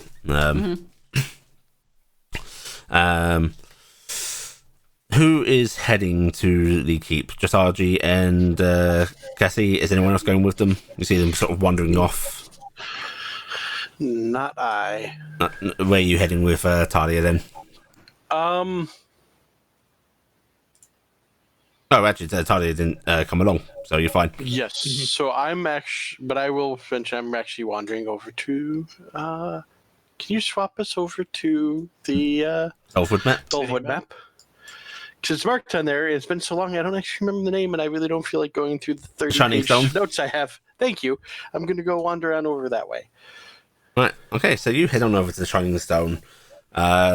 It appears to be open, and the little bell sort of jingles as you open the door, and you hear a familiar voice out from back going, "Be right with you."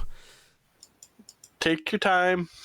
And then you hear something being clattered down, and immediately sort of rushing out is a familiar half dragon, whose name I despise. You made it, not us. Yeah. Alathaneferin comes out, Allah. Yes. And his eyes light up, and he goes, "Carrick! Oh, it good has to been see an you again." age!" And he comes directly round and gives you a hug. Okay, give him a hug back. Oh, how have you been? Busy. Life of an many adventurer never ways. stops, am I right? Yes. out of character because I think we got this answer and memory like a sieve. Mhm. The exploit what's happened in Wyndon's come down about the Warforged Oh, and yes. all that, right? Yeah. Yeah, we were up in Wyndon. The whole Warforged stuff was happening. Oh, Wyndon, have you brought me a gift? He says with a joking smile. I have brought you some pieces to see. One I definitely cannot give you because it was from a collection of gems that we found, and I have promised my the rest of my group, that it will go to my grandmother to pay her for all of her help and assistance Oh, that's and all this very time. sweet. And that's the first piece I'm going to pull out, which I need to actually look because it's been a very long time since I've actually looked at that one. And That's the it's- 10,000 gold one, isn't it? Yeah, I'm pretty sure. I think, Mhm, yeah, the that's the diamond. 30. Yeah, That's a 30 Yeah. check. So diamond you ring. pull that out to show it to him, and he'll take it from you, and he actually inspects it with a very practiced eye. And you hear him letting out a very subtle little gasp. And It's not the best example of what I have done, but the other one would require a visitor with me. oh, by Morgani, that's wow. Well, you've certainly been practicing, haven't you? A little bit. I do, and I'm gonna actually pull out. Ah, crud! I lost the 9 rings that I have that go from 12s all the way up to 28s. These are actually from the ones you lent me, and I still have some left. Also, And you to, made these from practice the with. gems I gave you. Yes. Oh, they even the least adept of these. It's some very fine work. And these ones are beautiful. You would probably want to see the Star Ruby I did, but was the word fiance a word back then? Is Yes, that for for the convenience world? sake. Okay. My Betrothed. kind of look at him a little sheepishly because my fiance wears that. So He pauses briefly, and you do see a slight fall of his face, and he lets out a sigh before smiling again and goes, "Ah, well, I should have expected that you wouldn't be left alone for long." I can't remember what color he is. He is a black He's black. dragon. Could you remember if they were the same color or not? I was a little worried. Actually, they were. No. Find out they're related. Well, who is the lucky girl I'm suspecting? Yes. Her name is Talia. She's in town with us for the time we remain. She is actually half red. Oh. Well, the reds are pretty. I will give them that, he says, with a wistful little smile. When did you meet? You must tell me all about her. I'm gonna sit down because I know this place pretty well. Right now. He's actually going to pull you into the back, and he will actually prepare tea. And poor Cass, never getting the good tea. Yeah, he basically wants a nice catch up. No, I will go over the stuff that doesn't put him in danger. Although I will make the comment, Actually, because he's in fine peace when he said the thing about worrying, you may not want to use that name too often. actually, I want you to give me a perception check, please. Insight actually would be more appropriate. Okay, good. It's a better roll. That's investigation. That is not the roll I want. Actually, they're the same anyways. No, they're not. Insight's worse. Except for I get that. Right. 6.5. So as he's preparing tea and sitting down with you, you can't help but notice that his movements are a little jolted. And as he's pouring tea, you actually see him basically adding a powder to his cup, which he's not trying to hide or anything. And you recognise this as a root powder that people use to try and stay awake. Is everything okay? And as he brings the tea over and sits down with you, he just smiles faintly and nods and goes, "I'm just fine. Yeah. Do you take milk? I don't recall." No, thank you. A little tired. A little. I've not been sleeping marvelously, but work must go on. Dreams. These garish ones. Would you like a recommendation that may seem a little odd? Oh, please, if you know any sleep aids, I would take them. It's less of an aid and more of a thought. I have a dog bothering me. Once we're done, Shadow. As much as it is probably painful to say, you may want to not focus so much on. Oh God, what's her other name? Was it? Is what her name is. Suddenly, probably. Morgani is known as the dragon. Just the dragon. You may want to focus less on the dragon for the time being. As a word from one that's been going through a lot of stuff lately. Yeah. He cracks his eyebrow a bit and goes, "I can't say I'm the most faithful man, but I mentioned her in my life. Are you trying to convert me?" No. Have you considered about letting the dark light of Hea into your open your heart and your legs and let the tentacles in? There's been some issues tied to her. What's the word I'm looking for? Worshippers, her and her some of the more devout. Is this about the missing priestess? Scarcely news, but she is not the only one. That is how I met Talia. Her father was a priest of Morgani up in Winden. I'm no priest, Carrick. It seems to be affecting more as time goes on. Just as much as she is the one that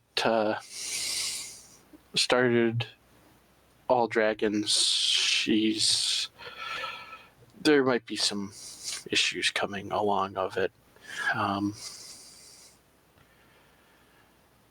Not quite sure I know how to stop believing in when I know to be real and part of my life. I don't think I'd want to. She is real and part of your life is knowing she's there is fine, although out of character, the brain's going, she's not there right now. There is more going on in the world than even we know.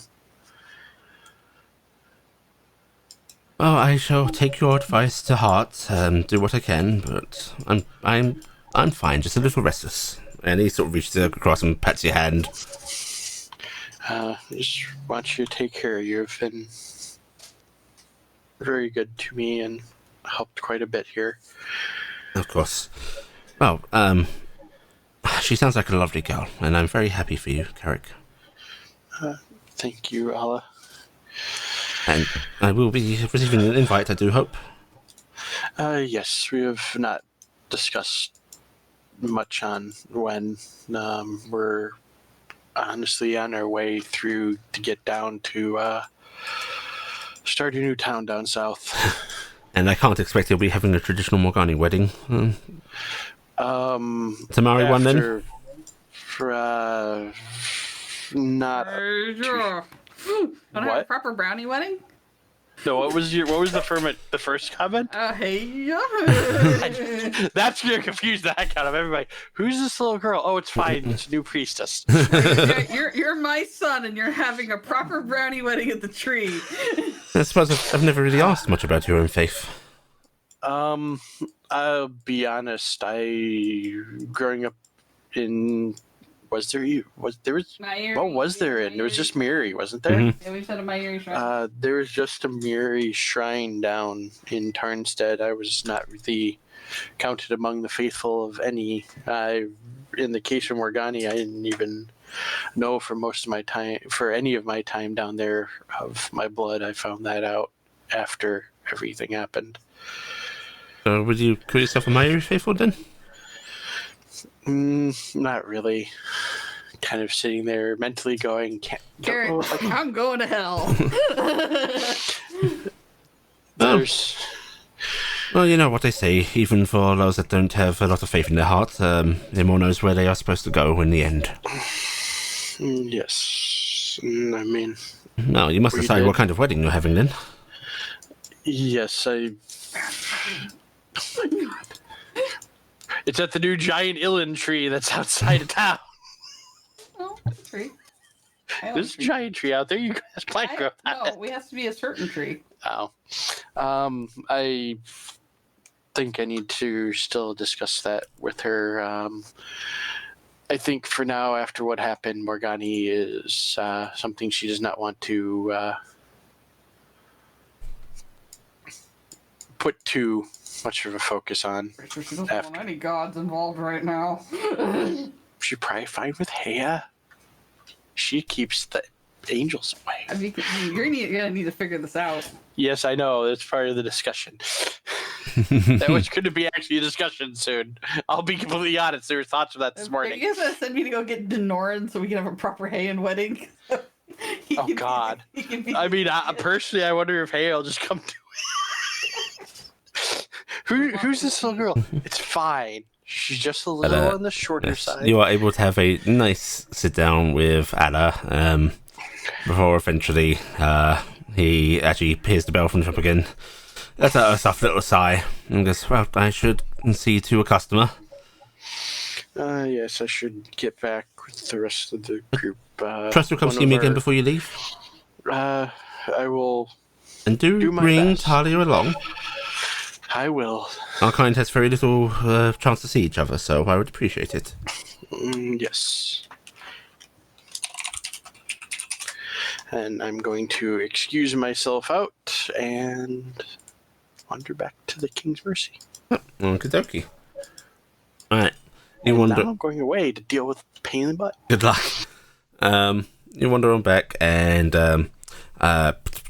within the hour, Cassie, you inform RG of your plans and so on, and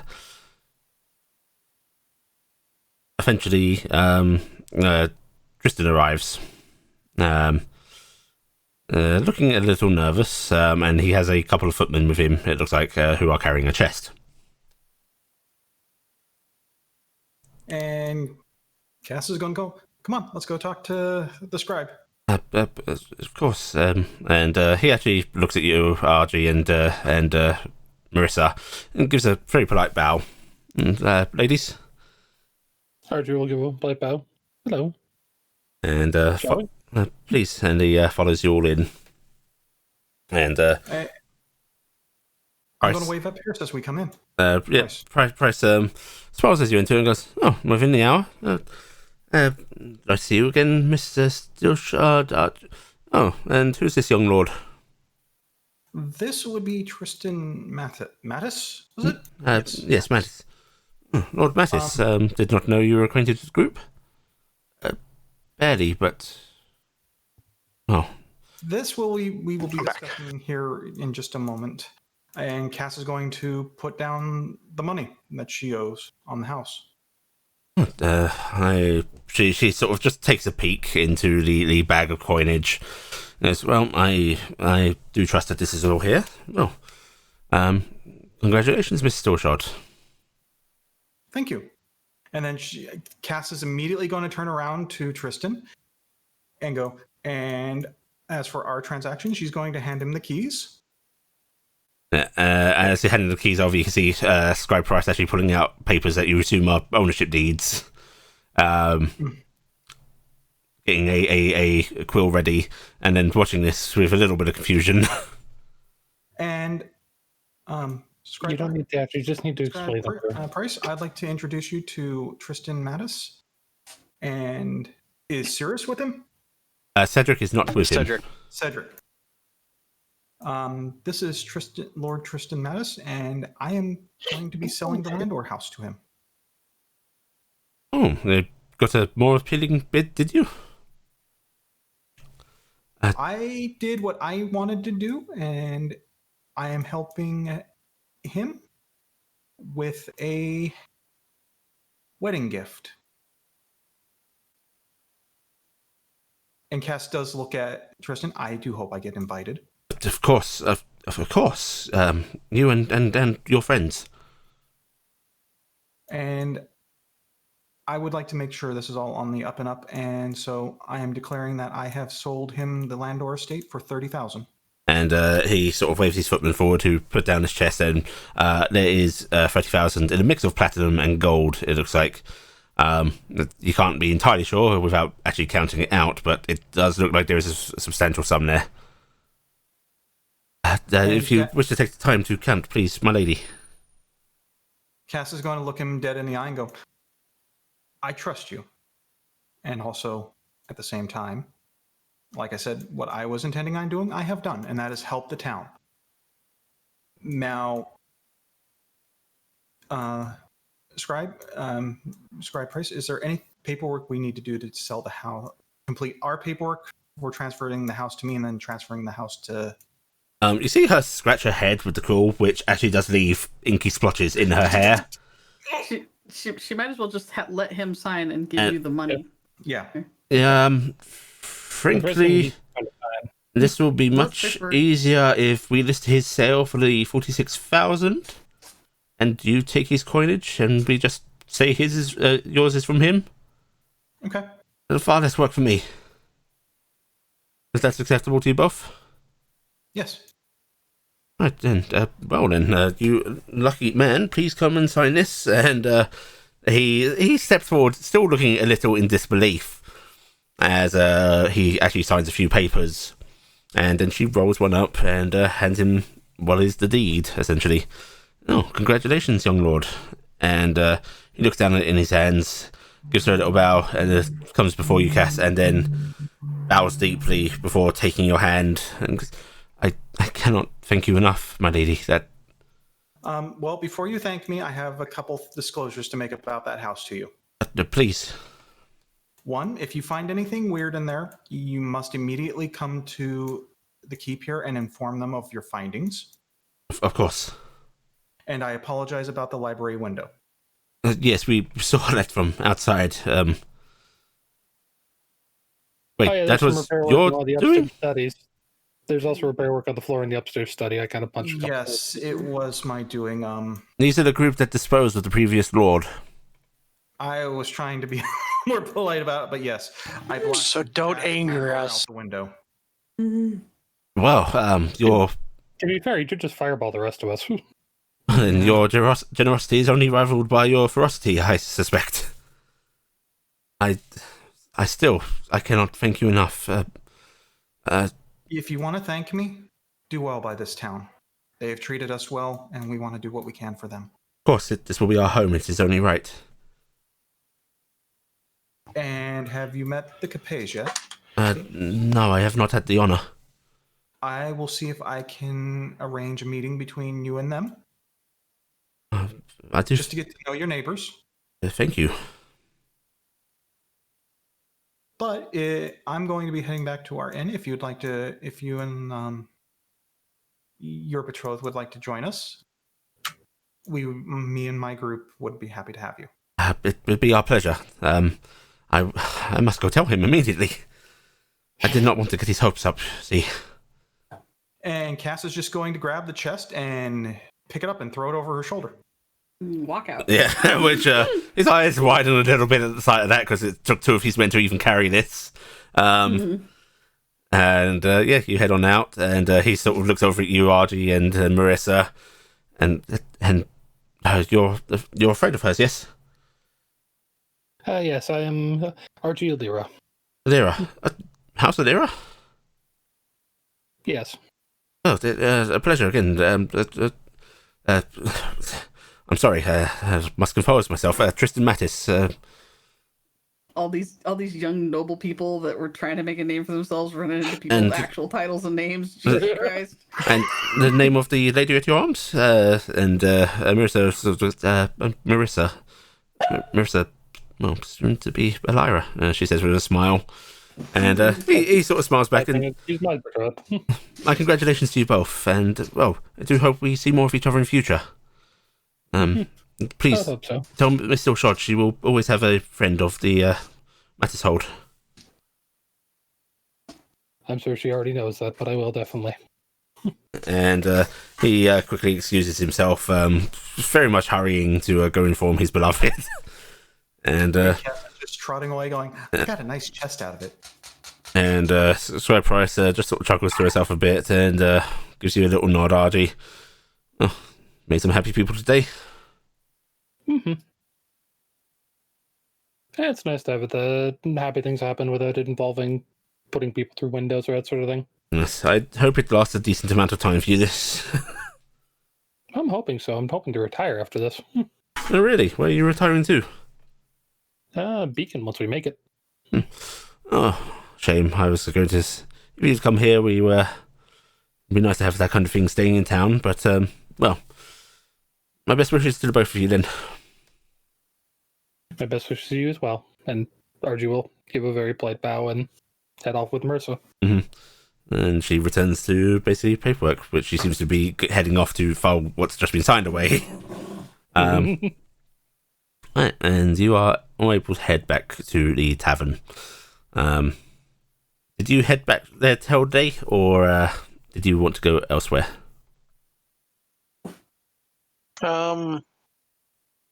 Honestly, yeah, I think I would head back to the tavern. Okie dokie. Right. So eventually you all meet back up. And the rest, is there anything any of you want to discuss? Before I start moving things forward. Well, Cass does have said trunk when she comes trotting in, but she's going to get dressed back into her normal clothing. Hey, Cass, if you want, in the next couple, I can keep trying. Bye. I'll be right back down. Okay. She seems happier.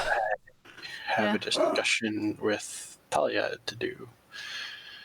Okay, what's your discussion with Talia? Because we may cover this. Yeah, about wedding. Yeah. So. Okay, right, yeah, we'll cover that just in brief. But if there's any in-character discussion amongst you all that you want to have, that is what I'm calling for.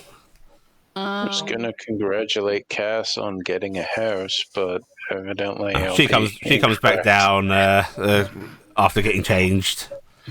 Hey, Yes. hey, Cass, I can try scrying again on your parents every day if you want. We'll only need to try on one. Oh? Did you succeed? I got confirmation from an angel earlier. Oh, did you talk to Zach? No. Yeah, we he didn't. did. Not Zach. We talked to Yom. Yeah, Yamil. Oh, actually, that makes way more sense. Okay. Buster's angry. And Mom is gone. I'm sorry. Well, hopefully she's someplace nice. I don't know. Actually, They won't tell me. I don't think there's really a nice place anymore. I've kind of been disillusioned a bit. So I'm just sorry. But yeah, well, I can keep looking for your dad, though. I would appreciate that. But we're going to be having guests here in a little bit that I'm going to be introducing you to. Okay, and I have been successfully scrying on Scrim. What? Well, that would mean he's alive. Yeah, I'm gonna keep track of him. I'm gonna also start trying to look for the other fellow, so that way maybe we can get in contact with him. Kara's sitting there, and he goes, "Wait a second, you weren't looking at yourself." vein that I'd look at myself for a solid 10 minutes? I mean, I could look at you for a solid 10 hours. Well, I could look at you for... You are both in public. Yeah, and we'll look at each other when we want. Insufferable couple.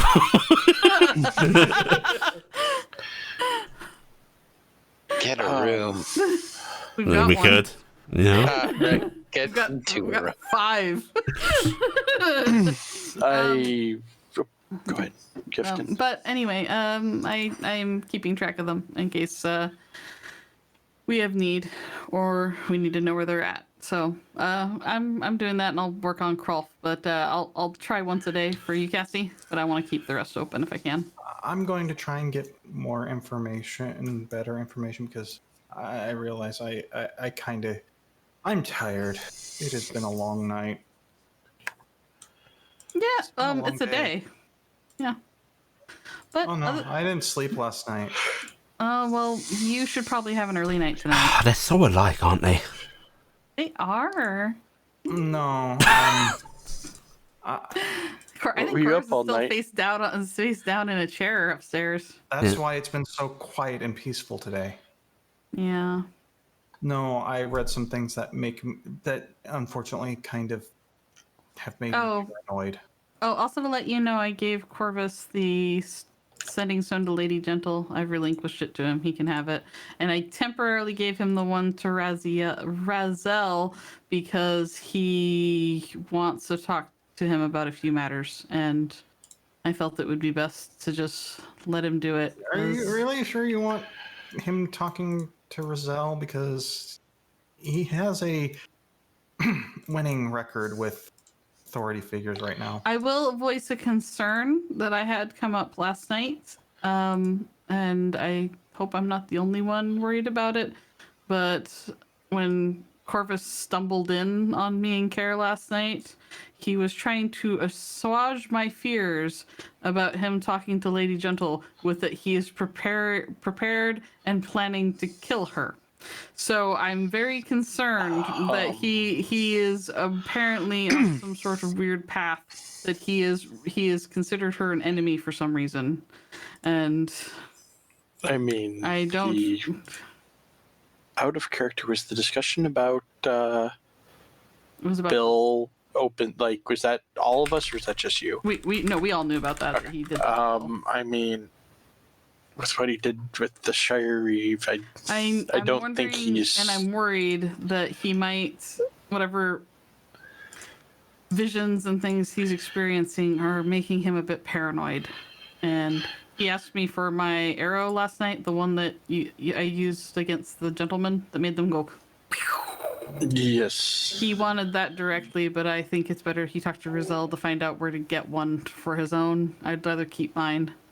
It might not be safe for him to even handle it, depending upon how it works. I'm worried that it might be like the eyeballs, where he might try to rush into something and get himself hurt.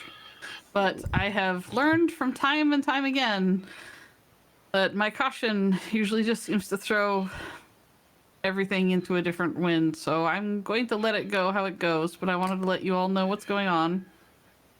If he is becoming increasingly paranoid, does that put ourselves at risk? I'm not certain, because his paranoia and his behavior has served us well. But I'm just worried about his paranoia versus Lady Gentle at this point, because I cannot think of a reason why I would view her as an enemy at this point. I think she has been a friend. I can speak from some minor experience of our people. You might have paranoia about everyone and everything outside of your group or your people or your family, but tend to trust us within. Mm-hmm. And I hope we are that to him. Yeah, That's Care, right? yeah, scare. Hopefully, he's never been the easiest person to know. figure out what he's trying to do and get to know. I know, just I would like to keep him cautioned against rash behavior against people, especially after him accusing the Shire Reeve, and now he immediately went for Lady Gentle. I understand he doesn't trust anybody, but it seems a bit much. As long as the plans remain plans, right? Yes, and also I can't stop him, but I really don't want him going into the empty when he's fainting in there. Yes. I don't want to be going into the empty anymore. Yeah, so I would prefer that not, but I don't know how to prevent broach him. that with him. But I hope we can all be there for each other in the coming days. Yes. I kind of had a slight possible concerning discussion on my way back. Oh? And I warned the Capays about the dragon.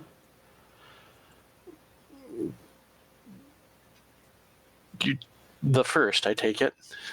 Of course the first. What other dragon am I going to warn them about? Looks itself baby me? I don't know. But Dearie, I'm pretty sure Lucien can take you in a fist fight. I'll be honest about it. Kind of want to see that now. I think what's going on is going to more than just the fully devout of Morgani. Alla sounds like is having some of the dreams, but didn't go too much into details. I may have tried to skirt around without saying too much about he may want to limit his devotion, since he is a friend. Might be hard to make Is that Talia so. here, by the way? Or is she up in the room? When did you go get her? I would have, because at this Yeah, point we've she's here then. She is there. Speaking of which, he wanted to meet you, Talia. Oh. He is the gentleman who trained me in the art of making jewelry and is another half dragon. Hey, should've- Happier news. When's the wedding? We hadn't discussed that yet. Yeah, He also brought up another thing that of who to be married under. Clearly you're coming to the tree with me and Care. No son of mine's not going to get married proper. Talia actually looks perplexed by this question and a little concerned. We could always Care's just giving the sage nod of yes, this is how it is. Yes. It is the way. We should always ask Lady Hea if there's any way that we could be married under her watch as opposed to the others. Do you really want to try to explain? I mean, she's a god. All right, so I'm willing She is. for the sanctity of friendship and kindness among all the people that we have to lie that that's how a Fey wedding is if you want a Heian wedding. We could do a bit of both, she says, looking at you as if trying to do some appeasement. I'm not looking for appeasement. I'm just offering to lie. Well, Do we know what a Heian wedding's like? They have weddings? this might be the first one on this All continent. right, 1 second. Taking out a sending stone. Ringing up for Denoran. Oh, Hey, Denoran. Carrot getting married. How do Heian wedding do? how many dudes were there? Was that 4? Inquiring minds want to know. God, that would be a great reply. And that's what I'm hanging up with. I had so many extra words, but I didn't use them. Right. Okay. You get a reply. You get a reply. Oh no. Like GM Kenny straight face right now. You get a reply of Gifton. So here what the waves. Watch the wave. Okay. I will try and get you some information, but no. Secure the rigging and Oh yeah, he's all sorts of shit going on. Yeah. Sonoran for us. One of the best characters. I'm gonna look at the stone, tuck the stone away. Well, Sonoran's dying right now. What? Well, I hope things are going well for Sailor. Hopefully, I am. Hopefully, they are. Was he yelling, "Sailor, secure the rigging"? No. No, he just went, no, secure the rigging. Something about the rigging going. The only issue with the tree might be bringing those who are wishing to attend the wedding there. Oh, how many people are you bringing? Well, Ala asked. I'm pretty sure, as in most the Capays. I'm thinking Mom might Are you just gonna get married here in Dolvewood then? kind of look over at Talia. Tully seems to actually be sitting there thinking, for a sort of glancing around, goes, kind of like to get married where we're going to live. It'd feel more, Like home. yeah. I guess it'll be down in Beacon then. Well, then this might as well be a wait thing anyway, and then we'll figure it out. Okay, I will. We have some ways of getting people around as it is. Oh, well, depending on the timing. When was the airship supposed to be? Out of character, not in character. 7 so months, I think. Okay, so long after we're down Also, there. we should try to make sure we have a nice way to get your grandma there, you know? Yes, she did mention. Oh, yes. One, I was in trouble. Oh, you were probably very grounded. How much of the conversation did she hear that she shouldn't have? Yes. Oh. She was impressed Oh. with Our Lady and her disdain of the angels. Oh. But she wants you to visit with me. No. She said she has something she's for bad. What? you. That's all she said. She didn't elaborate, but she said she has something for you. It I'm didn't not seem in, angry. like, super secret problems because I'm not being a good mother. No, am I? it does not. It did not seem Impossible. to be a upset type mode.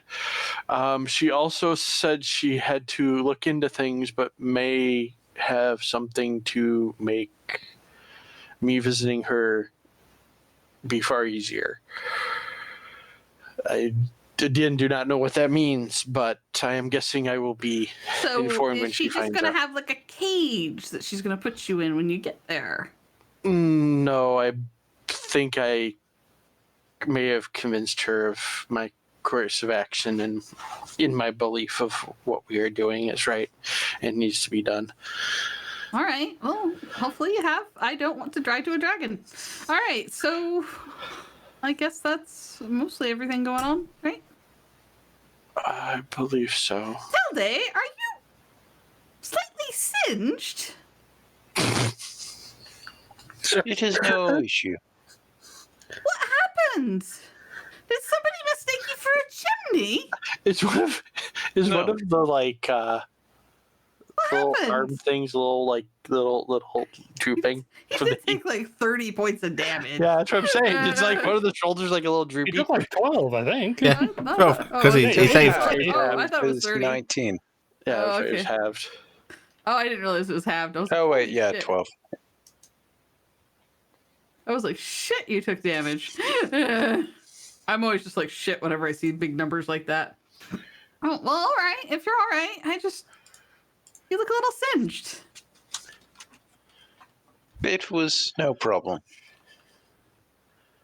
Looks over at Cassie to see if there's any indication as to Did Cassie shut hurt up you? or anything. Did Cassie hurt you? Blink your No. eyes. Did Cassie hurt you? Cass is just like, I didn't do anything. Then why It is was- he burned? I don't know. I was praying when it happened, so I didn't really see it. Did you pray for this? Why would I pray for him to be blown up? I could do that myself. Hmm. It was a discussion work? that was more painful than expected. Can you Wait. pray for people to blow up? Wait, Cassie was praying? Maybe. Stranger things have happened, I guess. Scratch. Okay, I'm gonna accept this and move on. Pregnant me is way more accepting of these things that she cannot control. I'm worried about stress on the babies. Right. Don't make a comment like, yes, like the gray hairs that you have. Definitely don't make that. Oh, I think Kara's gonna punch you if you keep doing Yeah. that. That's right. So the rest of the evening can sort of go into standard, just casual discussion. Such. You do actually get a visit from the lovely couple, Tristan and Cedric, Cass is up and waving and hi Yeah. and cheerful and introducing. who you are actually hugged by Cedric, Cass, and they sit down and they're not there for long, about half an hour, but they do introduce themselves, talk to you all, and you come away feeling like you've made some friends there. And then once they're gone, Cass is actually going to turn and explain what's going on. And I sold the house already. Christian doesn't look hurt. He's really good at deception. And yes, the night goes by. As to the next days, nothing much happens. There are very few things you really have to do. Yes. Allie, I'm just going to add in here. Don't have to roleplay it. Cass is going to arrange a meeting between the Mattises and the Capays. Yep. Introduce You them. can do that, and if you attend, then it's a easy affair. It's polite. The Capays aren't overly friendly, because you're not with a polite first noble meeting, but they do talk and make their introductions. And then it's a Winden trip. Gifton, you are able to open up a portal and take the Capays as promised. Which Shays and the kids and everybody. Yep, and whoever wants to go to Winden can. And I think, RG, were you planning on seeing your grandfather on that trip? Yep. Yeah. And you're able to do so. And Returning a book. Is a centaur returning money? Yes. I had to make sure before I put stuff back in. Yeah. No, Cass is going to get you your money, and she's going to sell off that stupid diamond. Make sure the kids go to the toy store. I'll buy library passes for Lucian and Dalbrick when we first get there, and I expect we just lose them at that point. which the kids, upon being taken to the store, are given gifts. He had inquired for a reason. Albrecht gets a lovely stationery set, essentially, probably carved, lovely box for it all, and there is even an enchanted item in it. It is simply a book clip with a light spell on it. Oh, that's amazing. Yeah, and Melina is giving something a little more childish. It's lots of lovely carved little birds and fey pieces, and it's essentially a little play set that could also pass off as just ornamentation for when she gets older. Yes, and you are as well given a gift, which is he shows you not finished it, but he's working on furniture, the crested cribs and so on. And he basically just talks to you about your plans and helps solidify them a bit. Can we get all that done? Yep, and it's a nice trip, and you soon return. Is grandfather coming with RG? I think so. This was the time we were going to do it, yeah. Yes, and if the druid guy is, or the priest is at the Ilan Temple. Mm-hmm. I will use a freebie spell if he doesn't want to make the trip down to Dolwood to just port him from one tree in his garden to the other tree in his garden, just so he can experience it once. If you do offer to do that on the full trip, come to Dolwood and then return, he will actually take you up on that. But if he prefers to just do the cross his own trees, I can do that too. Yeah, and he is incredibly thankful for that, and you do feel that, despite it being a fairly act for you, it's a little bit of a spiritual experience to him, whether he's convinced himself that there's something greater to it. No, I think it's really cool. I don't think it's a meh thing. I'm just, I like showing it off. But he's definitely getting something more from that. I also do the private prayer of, Zach, you can come watch, but I'm worried the angel or your angel will get pierced by a goddamn unicorn. Again. Yeah. He is very thankful, and I'll do that for him. And before long, it's time to leave. Knowing you must resume your journey to get ahead of the supply train that's basically being ready for construction. And you're able to say your goodbyes to the various people in town. Visit the Shire Reeve, Father Stone, Allah. You say goodbye to the Capays and to everybody.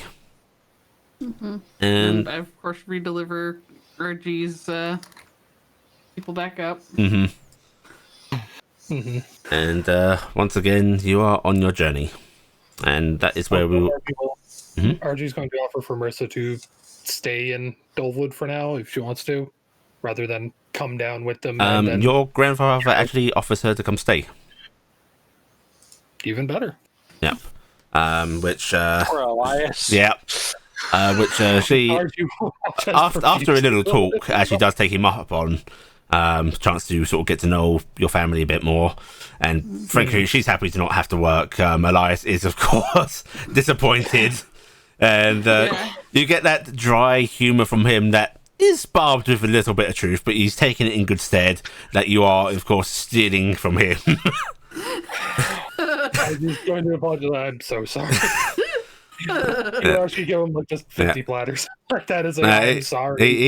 He turns your money aside and goes, "It's okay. I can find somebody. Although I will be hard pressed to find someone better than her." The best part is your grandfather's probably taking Marissa aside because they realized Marissa had a little bit more of a clever mind, and they think that someone in your household needs to know how to do the finances. Yes, she will soon impress them, and she might be in charge of a lot of things when you guys settle down. Makes sense. Yeah. just thinking about how things. Your aunts take to her readily. Archie's going to be trying, but it's going to be a lot of Marissa having to teach her things. At least she's marrying somebody with a head on her shoulder. Yeah. And soon after, you are leaving town, resuming your journey, and that is where we will end this. Oh, yes. I have a question. When we're leaving town, are we actually going to Southwest Time, or am I going to be just teleporting us straight to? That is the question I was going to ask after session, but yes, what is your journey plan? Because at this point, I'm probably fine with just going where we're going. If you do want to stop through Southwest Time, I can give you a session of that, as we are padding a little for Tasha. We're going to be close enough that if we want to, we could, but in all honesty, I think we're going to be... Probably, yeah. Like, do you want to stop in just to see how they're doing? Yeah, that might not be bad. I could scry on them. You could. Yeah, there's nothing quite like spying on people to find out how they're doing.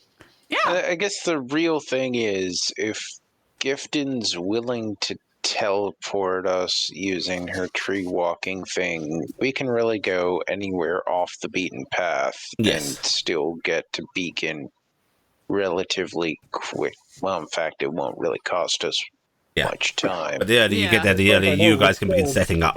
The earlier we start setting we're up. ahead of schedule. Because you have a very strong lumber cutting carpenter.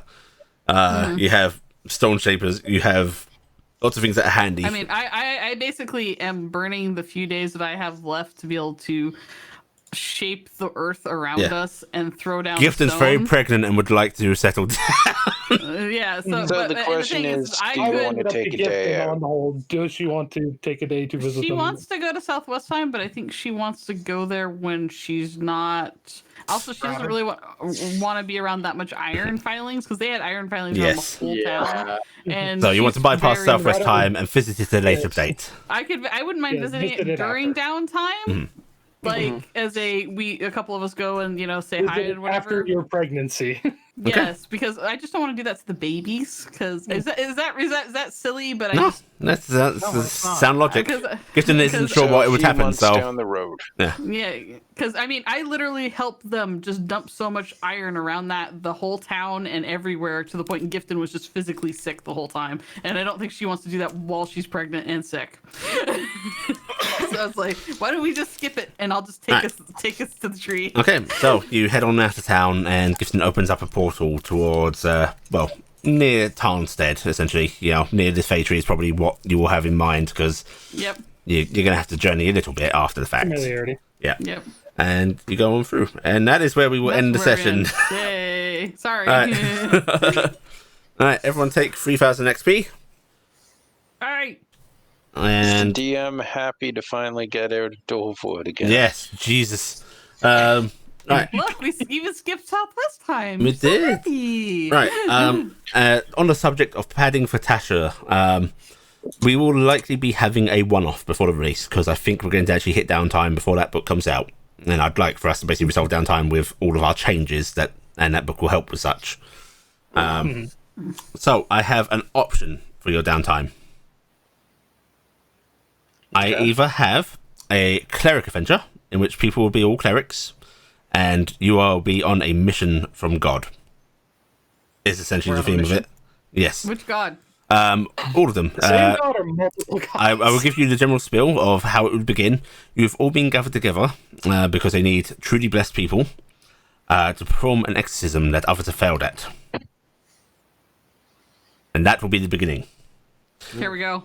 The other, Okay, he's taking EMF. the other venture is a group of adventurers of any variety have been tasked by a powerful mage to escort a very important box. I like to measure just a cardboard box. And those are your choices. You can think on it for the week. If it's a very important box, I'm just going to keep reenacting Brad Pitt at the end of Both will 7. be 12th level. I'll say I'm more drawn to the cleric one, but part of that is I was hit with inspiration last night and I have a very dumb idea I want to do. And I will stop the stream.